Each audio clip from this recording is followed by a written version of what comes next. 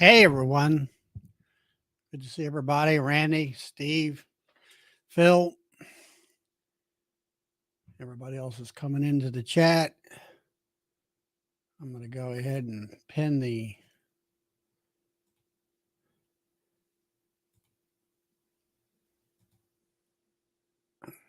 link.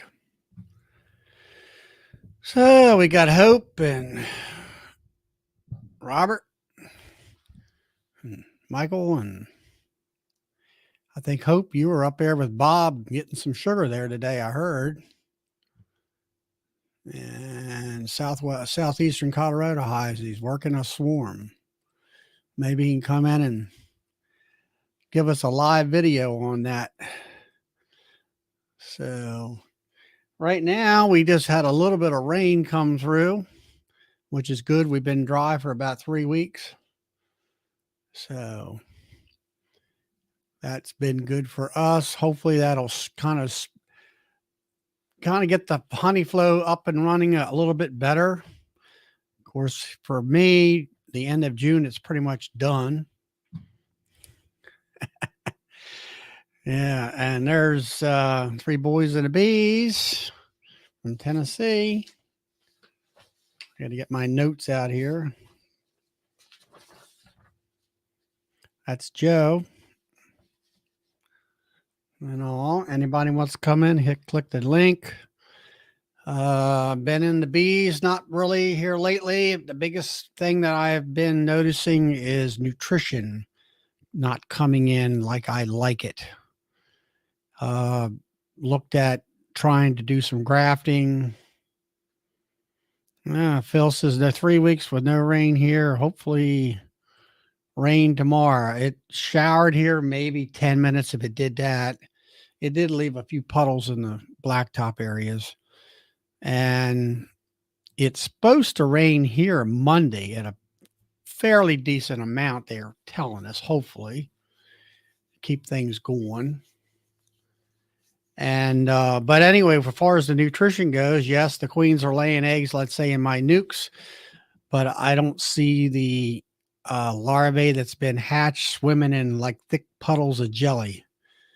So hey James, I've been thinking about maybe making up some 1-to-1 sugar water, which I'll use some Pro Sweet and put a little bit of Apis biologic in there, maybe even throw a small piece of pollen patty from Global with some Apis biologic in there. I mean, there's pollen coming in.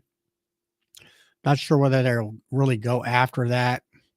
It'll kind of be a sort of a experimental type thing. See what happens. See what that kind of tells you what's going on in your environment. And Steve says the same here. No rain. Wonder if there's any nectar out there. And then, hey, Tennessee Tim. Good to see you. Haven't seen you since I think it was Hive Life we spoke. Yeah, if you put some sugar water out there, let's say a 5-gallon bucket full, and they just hammer it, the nectar flow isn't out there. If they kind of like, let's say a dozen bees kind of go after it and nobody else pays much attention, then you can kind of tell that you still got a nectar flow. Hey, Ziggy from up there in Canada.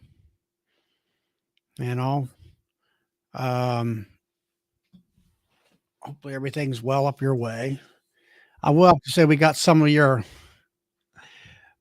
smoke down here the last couple of days. Southeastern. What have we got coming in here? Oh, I'm trying. Yeah, I got no video. You ain't got no video. What am I doing wrong here?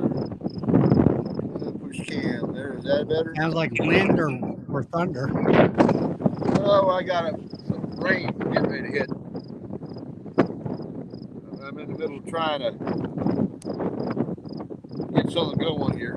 Trying to catch some bees. My own bees. Settle them down. You got any video? All I got is black. Yeah. That's all I got too. I don't know what's going on here. Is that thunder I hear in the back? Or is that Oh, wind? that's my big floppy ears flying around. I'm Yeah, I gonna have know. some rain here pretty soon. I think I'm gonna scoop these bees up and put them in the box manually. All right, I'm gonna let you go. It's not working on my end. Guess I'm All not good right. enough Well, connection. see if you can get something up and running. I'll let you know. Jump back in. All right. All right. Southwest couldn't quite get it together there, but it sounded like to me thunder to me. I think that's what he said. I'm gonna hit some ice. So anyway, that's what I'm going to try to do today is, or tomorrow, this weekend is, if the weather is good, put some sugar water on quart jars, at least on the nukes. Try to get the there's eggs in there, but I want to boost the nutrition. I'd like to do some grafting. I've tried about a week, or I guess it's been 2 weeks ago. Checked them on the day 6 when the cells were capped, and 3 days prior to that, I checked them, and I had 5 nice larvae being developed inside the cocoon. And went back 3 days later, everything was totally gone. Of course, we had overcast because of the smoke and everything. And I'm looking in there, and finally, I could start. I thought I would start seeing some eggs, and then the next frame was a little bit more eggs that I pretty much positively recognized because of the darkness. And then sure enough, right there she is, great big queen in there. Whether or not she was a virgin when I made the cell builder up and she was amongst the bees, I don't know, or whether I have had some mated virgins come back and they can tell if that hive is queenless, and they'll fly right into that hive and be accepted and everything. One thing I used to do is maybe I should go back to it is put a queen excluder on the bottom board so the mated queen can't get up into the cell builder and damage, cells. Let's see. Ziggy says, I'm going to bring that up. Better yesterday and today, and fire above me officially is out, so that's good. Yeah, and they were showing on the news here the high pressure system that was kind of counterclockwise circling, and it was actually pulling the smoke in the air from down in northern Canada, uh, more so on the East Coast, I think, and that's why we were getting it. And so the weather is changing, and it's kind of raining. And outside, as I look out the window here, and the sky's it's a little cloudy, but it's clearer and all that. So no video yet. Just 3 mile. So that's what's happening here in Maryland.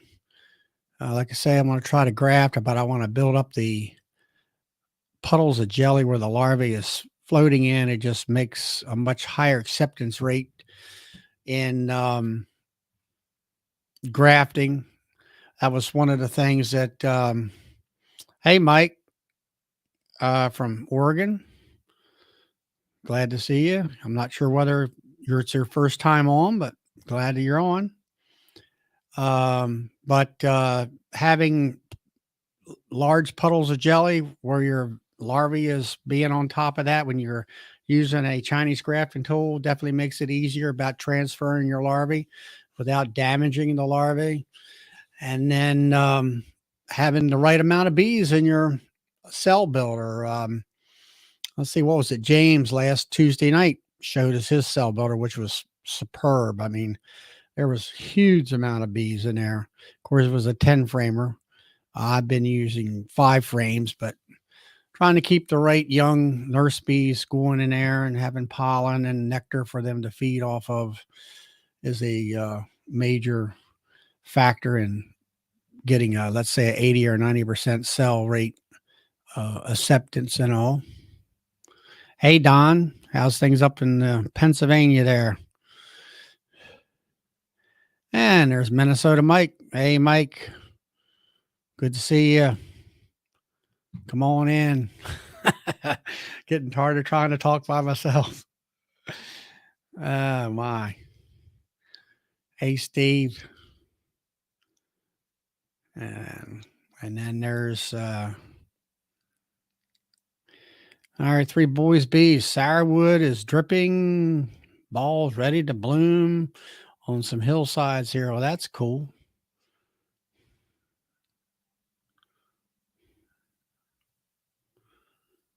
So, yeah, there's a little bit of rain here, Steve. Not much. It lasted maybe 10 minutes and then kept on going. Hey, Chris.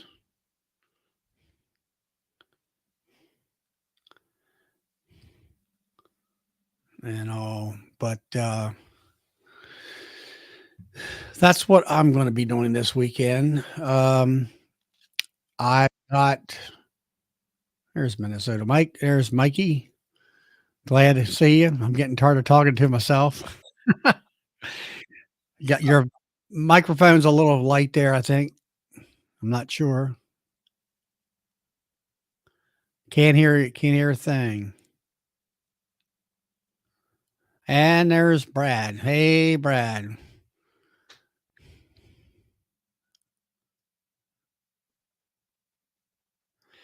Brad, he's going to have a big queen rearing program going up there. I wish I could fly on in there and have at it with him. Try out his hive lifting machine. Hey, healthy honey.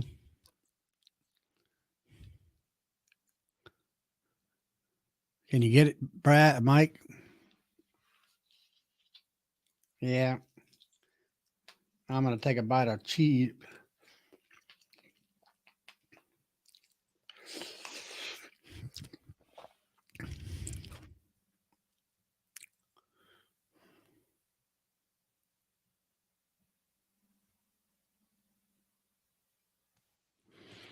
Yeah. Yeah, that's right, Ziggy. We hear I got 10 minutes worth of it here today, and hopefully Monday they say it's going to be a lot more.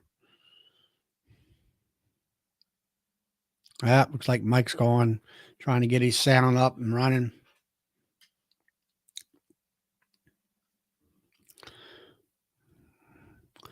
D says it can be a great blackberry season this year. I believe, let's see now, DC, you're out in, I think, Washington State. Yep, that's right. They do have a lot of blackberries, I understand. I understand they kind of consider them very invasive out there, but I know I always like my blackberry jam, that's for sure. And there's Mr. Bob finally in. Hey, Charlie. How you doing, sir? Oh, not too bad. It rained for 10 minutes here. It rained overnight last night here, but it was sunny and hot all day today. So, Southwest DC's in Southwest Washington. Okay. So are you Southwest? Is that close to Tacoma? Or maybe what would be the other big? That would be, I guess, that'd be on the. Let's see, well, it'd be on the western shore of it. Yeah.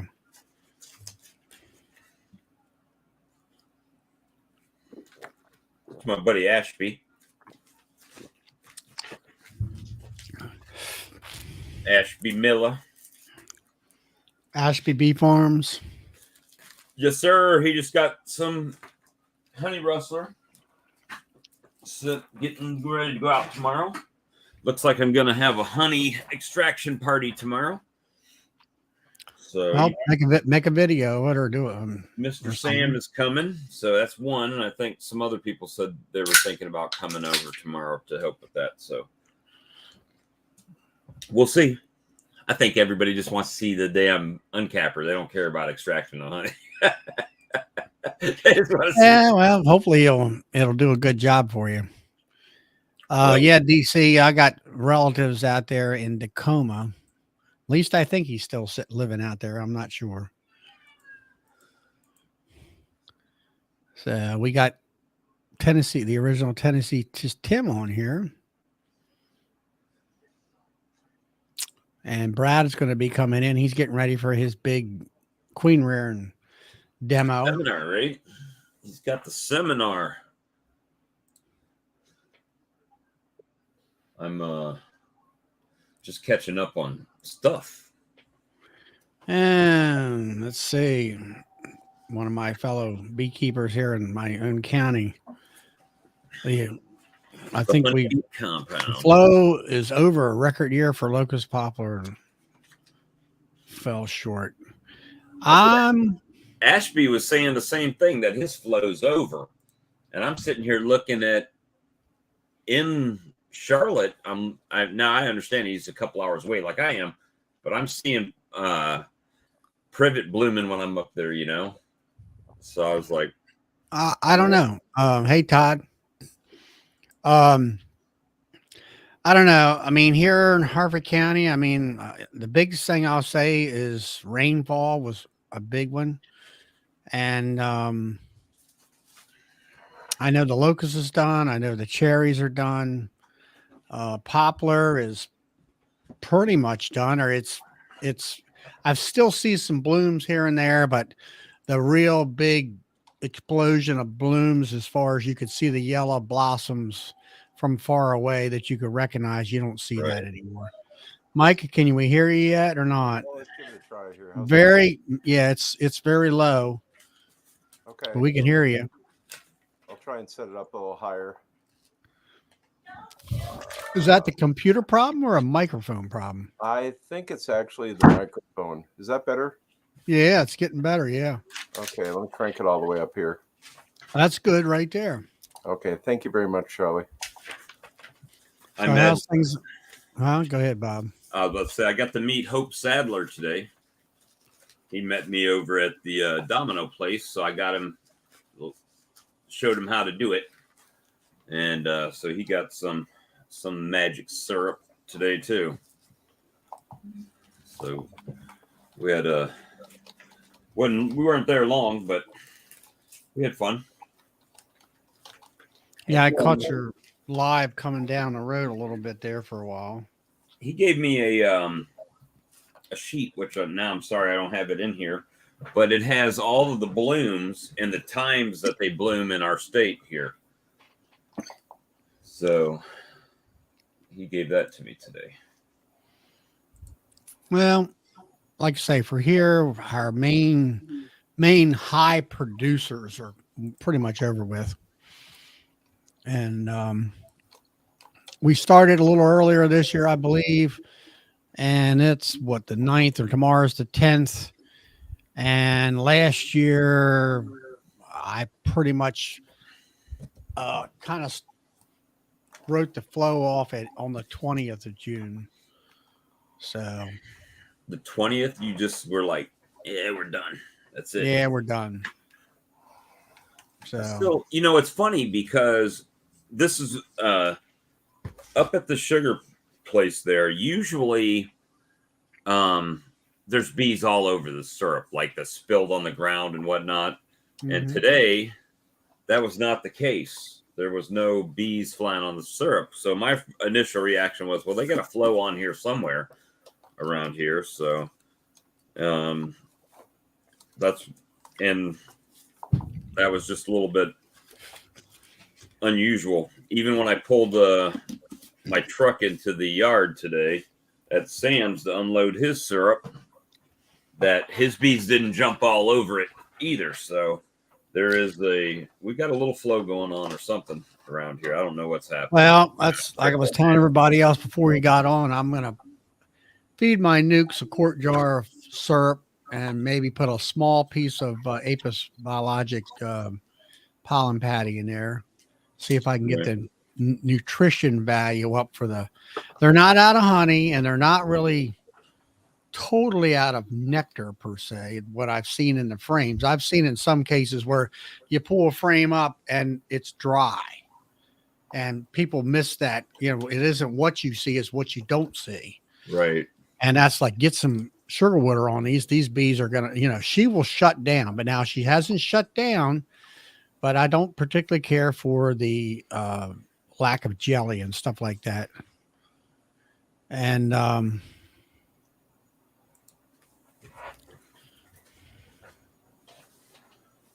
right in the middle of blackberry flow. It's not making a split. Yeah, I was looking at that. I'm planning the splits for Solstice. Holstis splits. Well, with solstice splits, I don't know. That's kind of hard because anytime that you're not introducing just a mated queen for me, that's considered a late season split, right? So I don't know, because you guys' season starts later than mine, how y'all's runs, but I mean, you got to remember when you make a split, if you're not using a mated queen, you're looking at, Lord, what, 2 months, Charlie? A month and a half? Your minimum month. Well, I mean, it depends. If you're going to introduce a virgin, is a couple weeks right there. I mean, hopefully you have a mating box queen, and then you can switch it over to that. Right. So that's kind of my thing, is if I've got a queen like in a nuke and I take her out and introduce her to a new colony, then the nuke is left to make their own queen. Yeah, okay, that's fine. Because it's 5 bees compared to, 5 frames of bees compared to 10, 20, whatever you got in the other Yeah. colony. Hey, Alex. Alex he's making splits tomorrow or Sunday, and hopefully he'll have 20, he's got all 27 cells. I thought he had issues that he didn't have enough boxes of equipment for all them cells. You'll have to come on tonight and Clarify. clarify. Well, Maybe things have changed for him. Maybe he got some stuff. Now here's a good answer. Charlie there.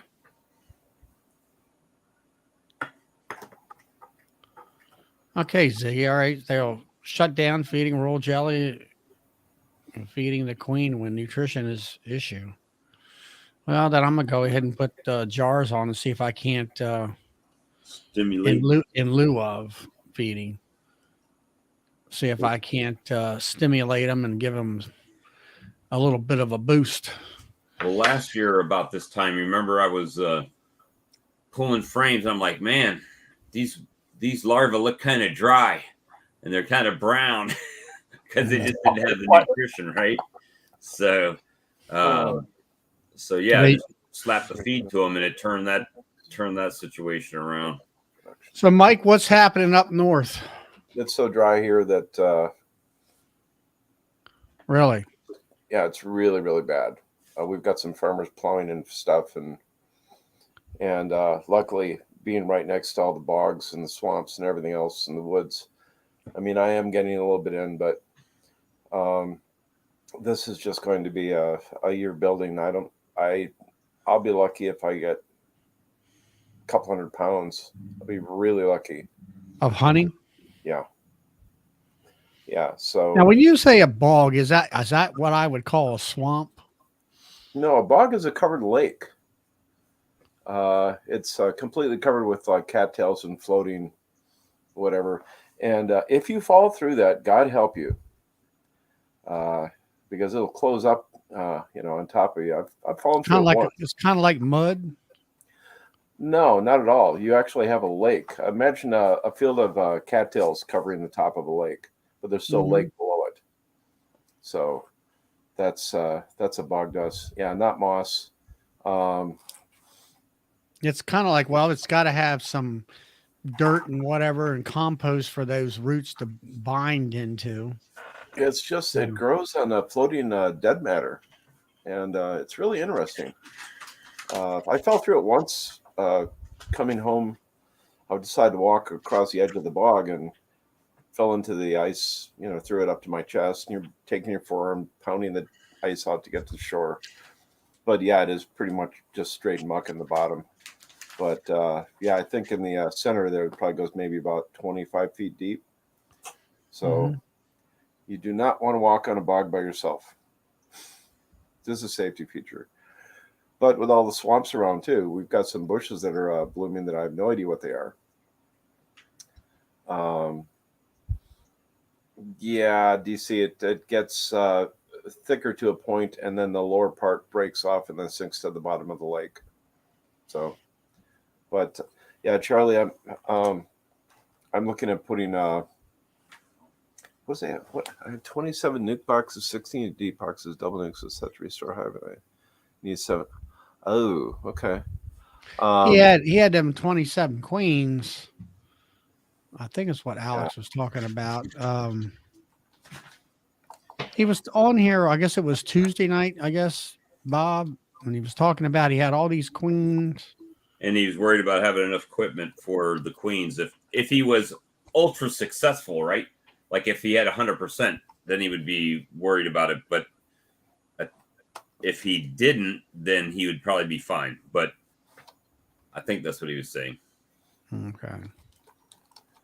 There's Brad. Yep, Brad's. Here comes Todd. Hey, there he is. Hey, what's up, guys? What's that say? Something of girls? Dad of girls? Outnumbered. Okay. Dad of girls, outnumbered. There you go. Turn your mic down just a hair bit, Todd. What's that? Now you're fine. The mic's fine. The volume level was a little high. Oh. Maybe you were just close to the mic. Oh, I might have been. It's been one of those days. So what's it like out in California these days? I mean, I know you had tons of rain for a while there. Now has it dried up? Yep, it's dry. It's dry, except for Tulare Lake. It's still there. So no cotton this year. It's just going to be water. Mm-hmm. And What, lots as of far as mosquitoes. you mean letting them use it to irrigate, you mean? Mm-hmm. Yeah.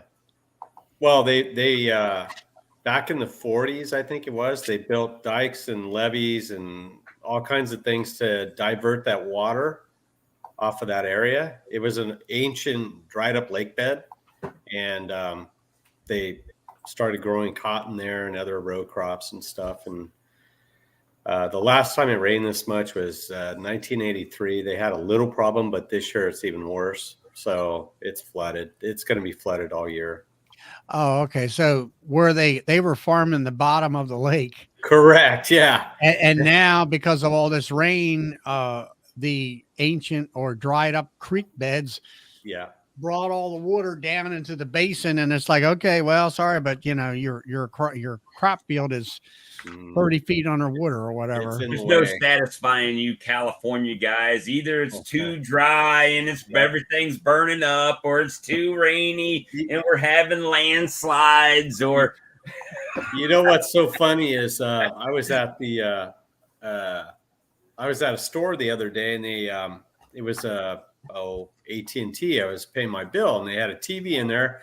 It had the news on, and they showed New York City where it was just orange. You could barely see the skyline.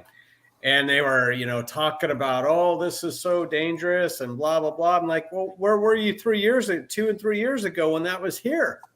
It's like they never heard of bad air before until now, until it happens to them. But I mean, I'd walk out of my door in the mornings to get in my car, and it's raining ash all day. You can't get much worse than that. But anyway, might I digress? Yeah, I mean, the news, what do you call it? Dramatizes everything, Yeah, and all that. We got to make it sound. Yeah, and they're doing the same thing with that lake too. They're saying, flooding and this and that, but they don't tell the whole story. It used to be a lake 1,000 years ago. And if you don't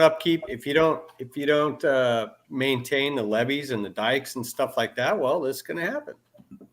And that's, I don't know if I think there was too much water. There's a ton of snow up there right now in the Sierras. There's so much snow up there. I think Mammoth Mountain Ski Resort, for people who know what that is or where it's at, it's going to be open until the end of July. It's almost going to be a year-round year for skiing up there. It's just crazy. So you can tell I've had a bad day. I'm really talkative. Ranting. That's good. I've had to bust open into the reserves in the fridge. So, I just got home. So that's funny. I got home about an hour and a half ago, maybe. By the time I got done at Mentorship there, the sugar run. Yeah, not gonna just drop something off at Mr. Sam's without talking, and hey, let's look at this hive and this hive. This one's doing okay. You know, it's good times. Yeah. And you know, honestly, I still had 3 buckets. I didn't need to really run up there for myself. You know, he said, "Hey, when you going?" I just ran out, and I'm like, "Well, you know, I can go up there this week, Sam." And so went up there and got him basically some syrup with the benefit of being able to just bring extra back, so I don't have to go again. You know, and man, I got some cheap syrup today because not only did he buy his, but he paid for all the gas up there, right? Nice. So $310 worth of sugar cost me, well, I guess $150 worth of sugar cost me about $100. So we'll take that. You know, we'll take that. You know, the price for a 25-pound bag at Walmart is $16.27, I think. It's crazy. Yeah, thereabouts. Yeah, I was talking to Ashby Miller today, and we did that live stream, and with the live stream, I said, "Hey, contact me because I know you live in North Carolina, and I can get you some cheap feed, right?" Well, I said, "Hey, man, I'm on my way up to Charlotte to get some cheap feed," and he's like, either he didn't remember it or I was refreshing his memory on it. And he said, "Well, why would I drive 2 hours to get us? Because I'm paying $1 a gallon for 1-to-1." Yeah. And he said, "Man, I just ordered 2 pallets of sugar. It was like $1,600 a pallet or something like that. It was crazy." Yeah. And he said, "I could go there and get 2 totes in one trip, and that would be 500 gallons, which would make me 1,000 gallons of syrup." Yeah. And then he was, "Send me that information." So I guess he's going to go up there now. So when he got the math that, hey, it's $1 a gallon compared to $4. And Charlie, you did the math. It's like $4. Yeah, when I do 2-to-1, I make 40 gallons, and it's 200. And my 2-to-1 is not mathematically right at 2-to-1. It's a little less, but it's 250 pounds of sugar. So let's say 60 cents. It adds you up. know, there he is. And so anyway, it was $3.45 a gallon what it comes out to my price. Wow. And that's me mixing it and all that. But I have a sugar plant right down here in Baltimore, but I don't know. I don't believe you can go there. Now, Mark at Sourwoods Branch Honey, he comes there, but he doesn't buy it from the same place I buy it. He's buying high fructose corn syrup from the actual place there, right? He calls up and says, "Hey, I need a tote or 2," and I think he brings a couple of those totes back and gets a couple or something like that. When it comes to a tote, I had a partial load of in the high fructose. He said he paid $550 for 250 gallons. So I don't know how if it's the same as doing it with sucrose. I've never used the high fructose corn. Hey, DC. Yeah, you know, these sugar places, don't they have like floor sugar or sugar number 2 sugar you can buy real cheap? Well, Randy said he just bought 55-gallon barrel of sugar for $100, 650 pounds. That has to be floor sugar. I mean, you know, why not? It's going to the bees. I've seen people get them in those totes that you would get like grain and stuff in, but I don't know how they get them or how they order them. But, you know, when I was talking to Ashby, I said, "And you don't have to mix it." Huh? Oh, you have to. My syrup's liquid, right? So all I do is pour it in there and add water to it, dilute it down, and there you go. Bob's your uncle, as they say in Canada, because I know he's watching. Bakery floor sugar. Ah, there you go. I thought they just swept that back into the processing plant and just redid it all. That's what I heard. That's what I heard. Well, if they mop the floors every night, then sure, you know, the floors aren't dirty. Yeah, that's what I'm getting is the drains off of the sugar floor when they spray down the floor at night, and then it's just going into the barrel, which they then send to me. So Hey, yeah, still works. imagine a 55-gallon drum of hardened sugar. Well, That- that's what Gus Actually, was I getting. I actually got it was supposed to be an 2,500 order. pound sugar cube.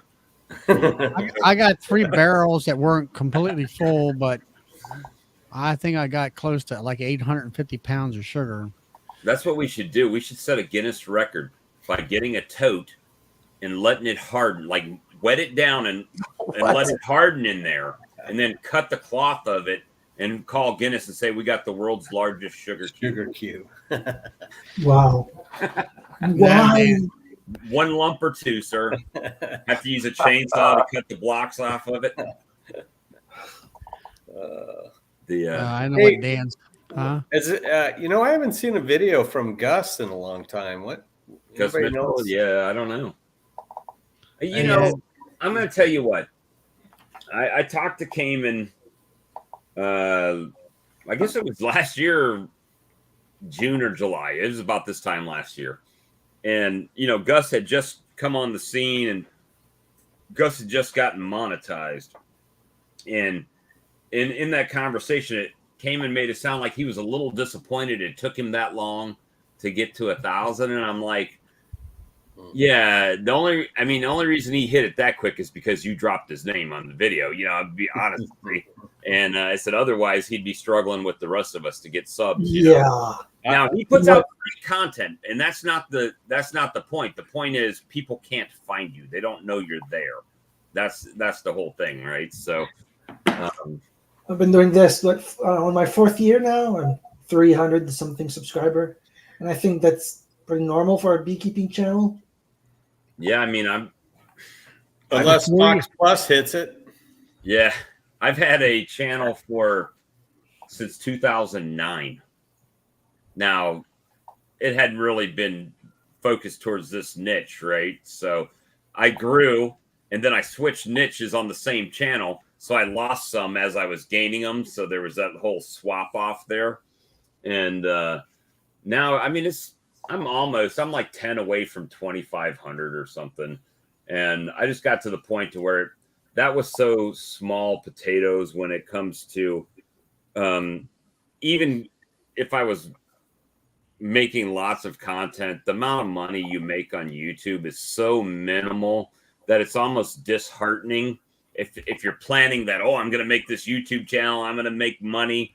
Yeah, you'll make some every 6 months. You'll get that $100 check, woo, and get yourself a tank of gas and a Burger King Whopper, and then that'll be it for the next 6 months. You're not, unless you're like, I'll say Yappy, JP the Bee Man. People that aren't beekeepers like to see people catching these swarms because they find it fascinating. Mm-hmm. But if you're just a beekeeping channel, regular Joe like we are, then it's most people aren't going to tune in to watch you. Well, I've given up. Frame of bees. Oh, look, another frame of bees. Oh, wait a minute, we got another frame of bees. It's not that interesting. I try to make it more interesting than that. Well, but to someone that's not a beekeeper, that's what they see. Oh, it looks like another frame of bees. And, wait a minute, there's some honey and some bees. And wait a minute, there's a queen bee, and it's just that's just kind of the thing. Okay. So I see what you mean. That's why the regular videos, what am I going to do? Am I going to go out there and do another hive inspection that you can watch 50 to 100 other people do a hive inspection? Unless it's something very specific that I'm doing, like, Charlie doing a demarray or something different. I don't really spend the time to use when I'm doing videos, I always I try to have a technique or a topic in mind. And like I did the one where I brought everybody up close to show about how 9 frames in your drone, they're trying to get the bees to draw the wax out so it gets wider than the frame. And actually I had I should go out there. Randy said do it naked. I should go out there and do it naked and have blur spots on me. So anyway, Lynn commented, or one of the local gals that she didn't understand that what people would talk about things like that, but being it visual, then she understood that what that does for you and stuff. So Well, that makes me feel good that my content is helping other people and everything, and all that, yeah, for the a biggest. while there, I was even doing the split screen where I had the chest GoPro, and then I had the GoPro on the tripod. Now, So who was Mr. Burglars? Is this I don't know. yeah, I 3 could, Mile got him. a lot of people could see. Thank you. They liked being Thank you, able Phil. to see what I was doing from a distance, but at the same time see up close on the frame. But that was such a pain in the butt to edit because you'd have to sync the sound, and if you cut one clip, then the whole thing got off, and it was just a pain in the behind. And I have to watch that on the big screen. He's still doing it. Yeah, how do you do that? Replace Uh, remove? I can't. I'm not an admin on your channel, am I? Put user in No. timeout. Well, I was trying to do it. I'm not either. I forgot about that. Yeah, he's timed out. Can't get rid of me. He's a hacker. Hey, what about that? What does the stream team use, that bot or whatever? That seems to get rid of everybody. I don't know, some kind of Autobot they use. Hey, just look at all the comments you got though. As long as they're not bad, you just can't see the real comments. Remove. What in the world is that face? Well, no one else can comment. He's monopolized the comment screen. Charlie should be able to block him. He probably has a ton of accounts. Just switch from one to another as he gets blocked. I mean, eventually he's going to run out. Charlie's Well, muted. See if you can do it No, for 3 hours. Oh, no, there you are. That's funny. Well, at least it ain't porn. It's a Saturday Night Fever dancer on there. Could report him. Unwanted spam or content report. The heck, he's still doing it. Anyway. Report. I'll report every one of his damn things. Keep on coming.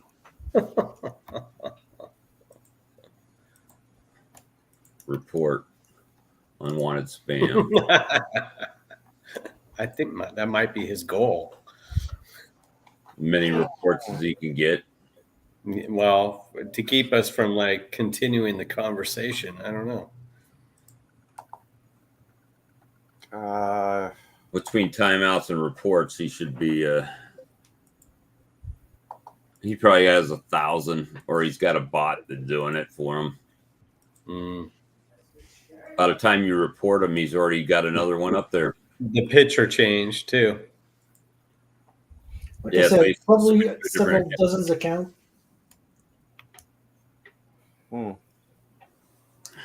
Probably bots. Well, that's why I promote everybody. Just about everybody gets a. Well, I was just going to ask Bob. I mean, can you? Charlie, give me a minute. I'll join the whack-a-mole game. Yeah, me too. Me too, Charlie.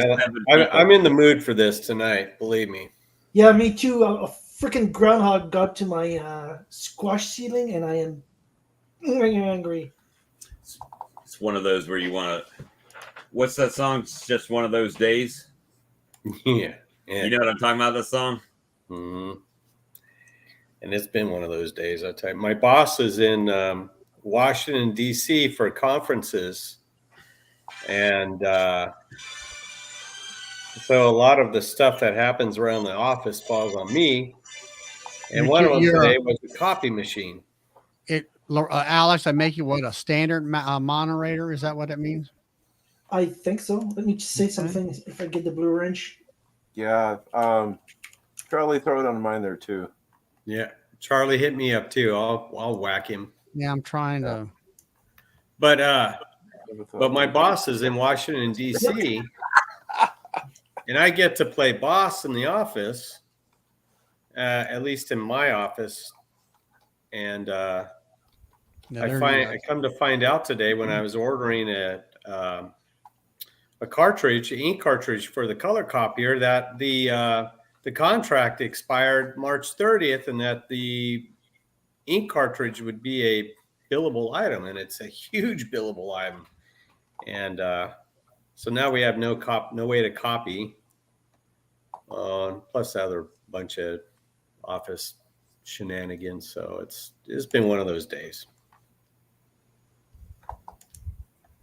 I should have skipped tonight. I should have went out to the farm and got Todd, go stung. ahead and just type your name in so I don't have to try to find you Okay, hang on. in a comment. I'll just say hi, Charlie. Right, that's all you need to do. Gee whiz, I can't spell.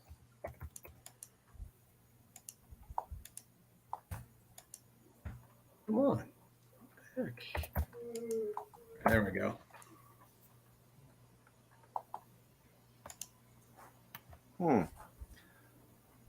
Anyways, so you're talking about Todd going out to the farm. What would you do there? Get stung a few times. That'd cheer me up, make me feel better.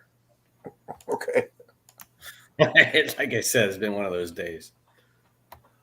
Well, sorry to hear that, but yeah, no, I mean I don't know. Maybe I'm overreacting, but boy, it's like everything hit the fan today.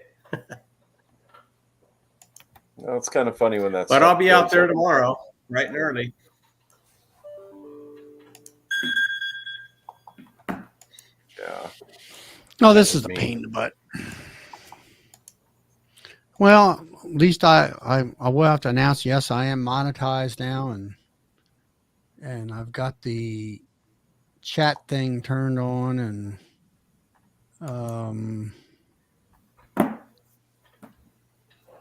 also on the my ads and stuff like that. So I really appreciate that everybody gets, makes a little bit of income on ads and whatnot. But does anybody else use ad blocker for YouTube? What is it now? Ad blocker. You can put an ad blocker in your browser so you don't have pop-ups or YouTube ads and ads. I don't actually. Yeah, it's kind of handy if you got limited time. But so Yeah, some ads can also have viruses. Hey, Steve. hey, Yes. yeah. So Yes, they will. yeah, there's a pop-up blocker pro and then ad blocker for YouTube. It's a couple of them. It depends on what browser you got. Usually you can get them set in there, but yeah, it's kind of handy. Is that where so it kills these spam jackasses? No, you need a bot, something like Nightbot. Mm-hmm. That's what the stream team has, is Nightbot. Oh, no It's an kidding. automated program that deals with this kind of thing. Yeah. Has anyone got any ideas on how to save pollen brood frames besides leaving them in the freezer? No. Ziggy had a question about nutrition. If I don't remember. Oh, let me see if I could go back to it. But the answer to that is, yeah, the nutritional value will go down, but they'll still try to feed them with whatever they have. I wonder if you can't take the I wonder if you couldn't take those things, and I have no idea how the heck you'd do this, but put in a dehydrator, vacuum dehydrator. You're going to lose nutrition, obviously, but Yeah, probably not because the pollen's in the frames and everything else. I don't know. I think I'm not. You guys jump in here, but I think Michael Palmer was using a pollen trap and then just taking in all the pollen and shoving it into bags and throwing them in the freezer. And then, for instance, when he's making a cell builder, he'd actually get a big scoop of that stuff out and then actually rub it into the frames. So it's,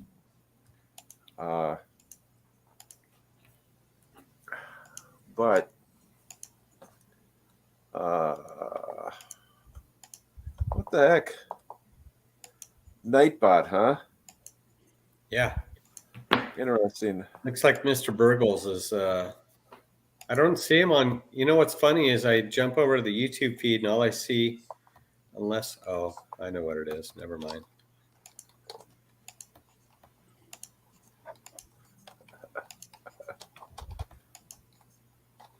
Oh, crazy stuff.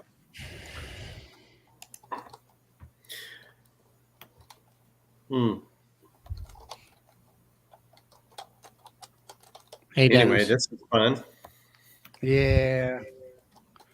What a pain.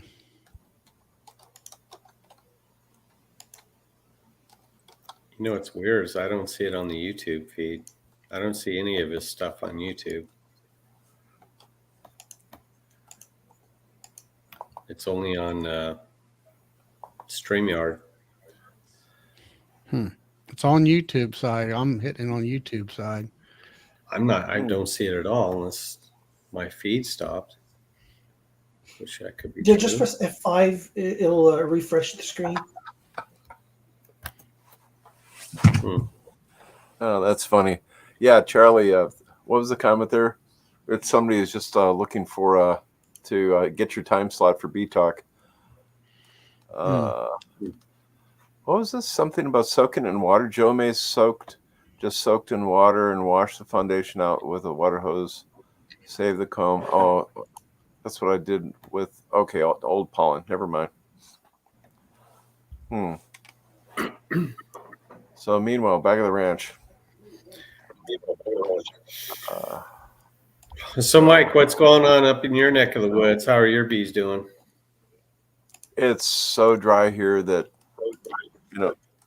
I will be lucky if I get any anything coming in. So some of them are coming on and going to the plants that are in the swamps and bogs. But otherwise, this is just going to be a building year here. Making splits and trickle feeding them and everything else. Right now, I think I'm painting maybe about 30 supers. So I've got them hung up out back and doing that. And Wow. so I was kind of fun because me and paintbrushes, I always seem to flare a bit out. Paint the grass around me. Just kind of random stuff like that. But otherwise, no, I'm just trying to figure out.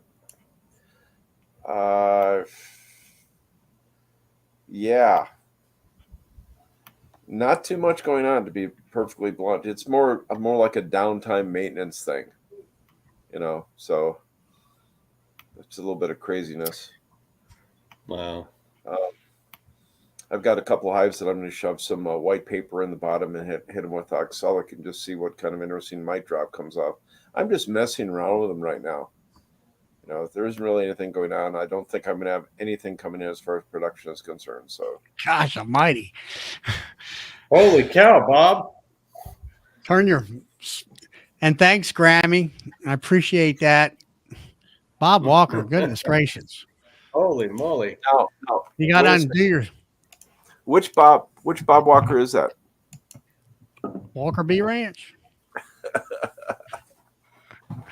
Holy smokes. Bob. Very nice. Too bad YouTube takes like 30% of that. Yeah. Well, do they really? Yeah. What'd you say, Alex? YouTube takes 30% of super chats like that. Is that right? Yeah. It's let's say YouTube's hungry. I think it's much less on what's it called? Rumble. I think it's 10 or 20. Okay. Something like. But there's not as much people on Rumble than there are on YouTube, so Sorry about No. that. Had a phone call. Uh, We were commenting. I'm sure you heard about the super chat. No, I had you muted. Y'all ain't got nothing I want to hear. No. I really appreciate that, Bob. Hey, now you'll get your first payout next year, whenever it comes through next month, the end of next month. So you got this monetized on your stream? Yeah, I have it. I got it monetized on the stream. I got it monetized on my videos. I haven't done the shorts. You went in the back. No, I'm talking about this stream. Did you go in your content and switch on monetization? I don't follow you. So you got to go in your studio on YouTube and you got to click the little $sign thing. So you're getting credit. I think all that's on. I'm pretty sure. Not normally. I have to do it on mine. Hell. On what? Where are you talking about? Earn area? No, you got to go to your content and then you got to click live. I go to my studio, okay, and hit live. Then what? That should be the very top thing on there. Yeah. I don't. Did you see you accidentally blocked or hidden Dan Weaver? Oh, really? Yeah, now it's come up again. He's been unhidden. He's fine now. We're at. Let's see. There we go. Okay. Yeah, Phil took care of it. Okay. Thank you, Phil. There should be a little $sign in that line across the screen on the top there in your content. And you got to make sure that's green. So anybody that comes in now will have to watch a commercial or skip it. I always recommend when the countdown's happening, watch the commercials. Pays the channel. Yeah, I know that, but I still don't see you're in my. I'm in the what? YouTube studio. Yeah, in your studio. Yeah, all right. I'm in the studio. And you go to content. All right, go to content. Then you go to live. Okay, there goes live. And then you see where it says monetization. Yeah, I should say on. Correct. And then it'll ask you this thing. You scroll down, you hit none of the above and hit submit. And then it's monetized. Monetization is on. Congratulations. And you got to do that for everything, every time you put something up. Okay. Except for your shorts. For some reason, they come out automatically monetized. Yeah. Usually. Flying cat. Good girl. Yeah, but you have to set up a Google AdSense account, even though I already did that. That was the first thing. Grammy said as long as it took several days to do that. Grammy needs to start having some live streams to get those hours quick. Like, yeah, you got to. And that's why I got my 9,000 hours prior to my subs was doing a regular live stream. Come on up here. And all that. So I guess I'll start with my live streams. I did the monthly thing. I guess I can go back and hit them and say I want to do the yearly, which is cheaper. So these monthly, every month it's costing me $25 to put this live stream on. So that's the here comes Big Brad. There he is. Hey, Brad. Hey. Video today when he was in colonies. How's the smoke? No smoke here right now. Good. Oh. Just a quick question. Anybody knows how to get rid of groundhogs besides crossbows or shotgun? I watched a movie called Caddyshack, and he was blowing them up with dynamite in that movie. Because I'm still angry at my freaking squash seedling being eaten. And Well, I have these traps called conabine traps, and they form a square with the jaws around the hole. And there's 2 jaws that come up this way from the top, go up to the top, and there's 2 of them that go to the bottom. And there, you got to have a thing that sets the springs on both sides, and you stake them down, and it basically there's a set of steel whiskers hanging out there in midair, and when he comes up and trips it, it's either going to get him around the neck on the bottom or the top, or maybe both the neck and the body. So Yeah, it Alex, works. I just always trapped ours. That's just I just keep a dozen traps on hand, and you just have to stay on top. But you can do a poison, the pellets. yeah, but there's small kids downstairs, and I don't want to play with poison. Well, yeah, you actually dig down into the hole and drop it in the hole. Okay. Well, I mean, they also have the thing where they got the smoke bombs, as I call them, they're cyanide gas. You light them and put them on a stick and shove them down there. But I haven't found a good whether that really works. Sorry about that, Dan, about me hitting you and knocking you out. So we've had troll problems. I guess I'll have to call up Brian and see what I can do about that. Yeah, probably Nightbot can probably the program. I thought Nightbot was from what I always seen with Nightbot was you that's for bringing up like their email addresses, or not email. I think you can set it to deal with spam like that. I'm not sure. I've never had to use this program. It'll be interesting to see. But anyway, like I say, we were really getting hammered there. Yeah. But we had like 5 of us whacking the mole, and eventually it stopped. Constantly.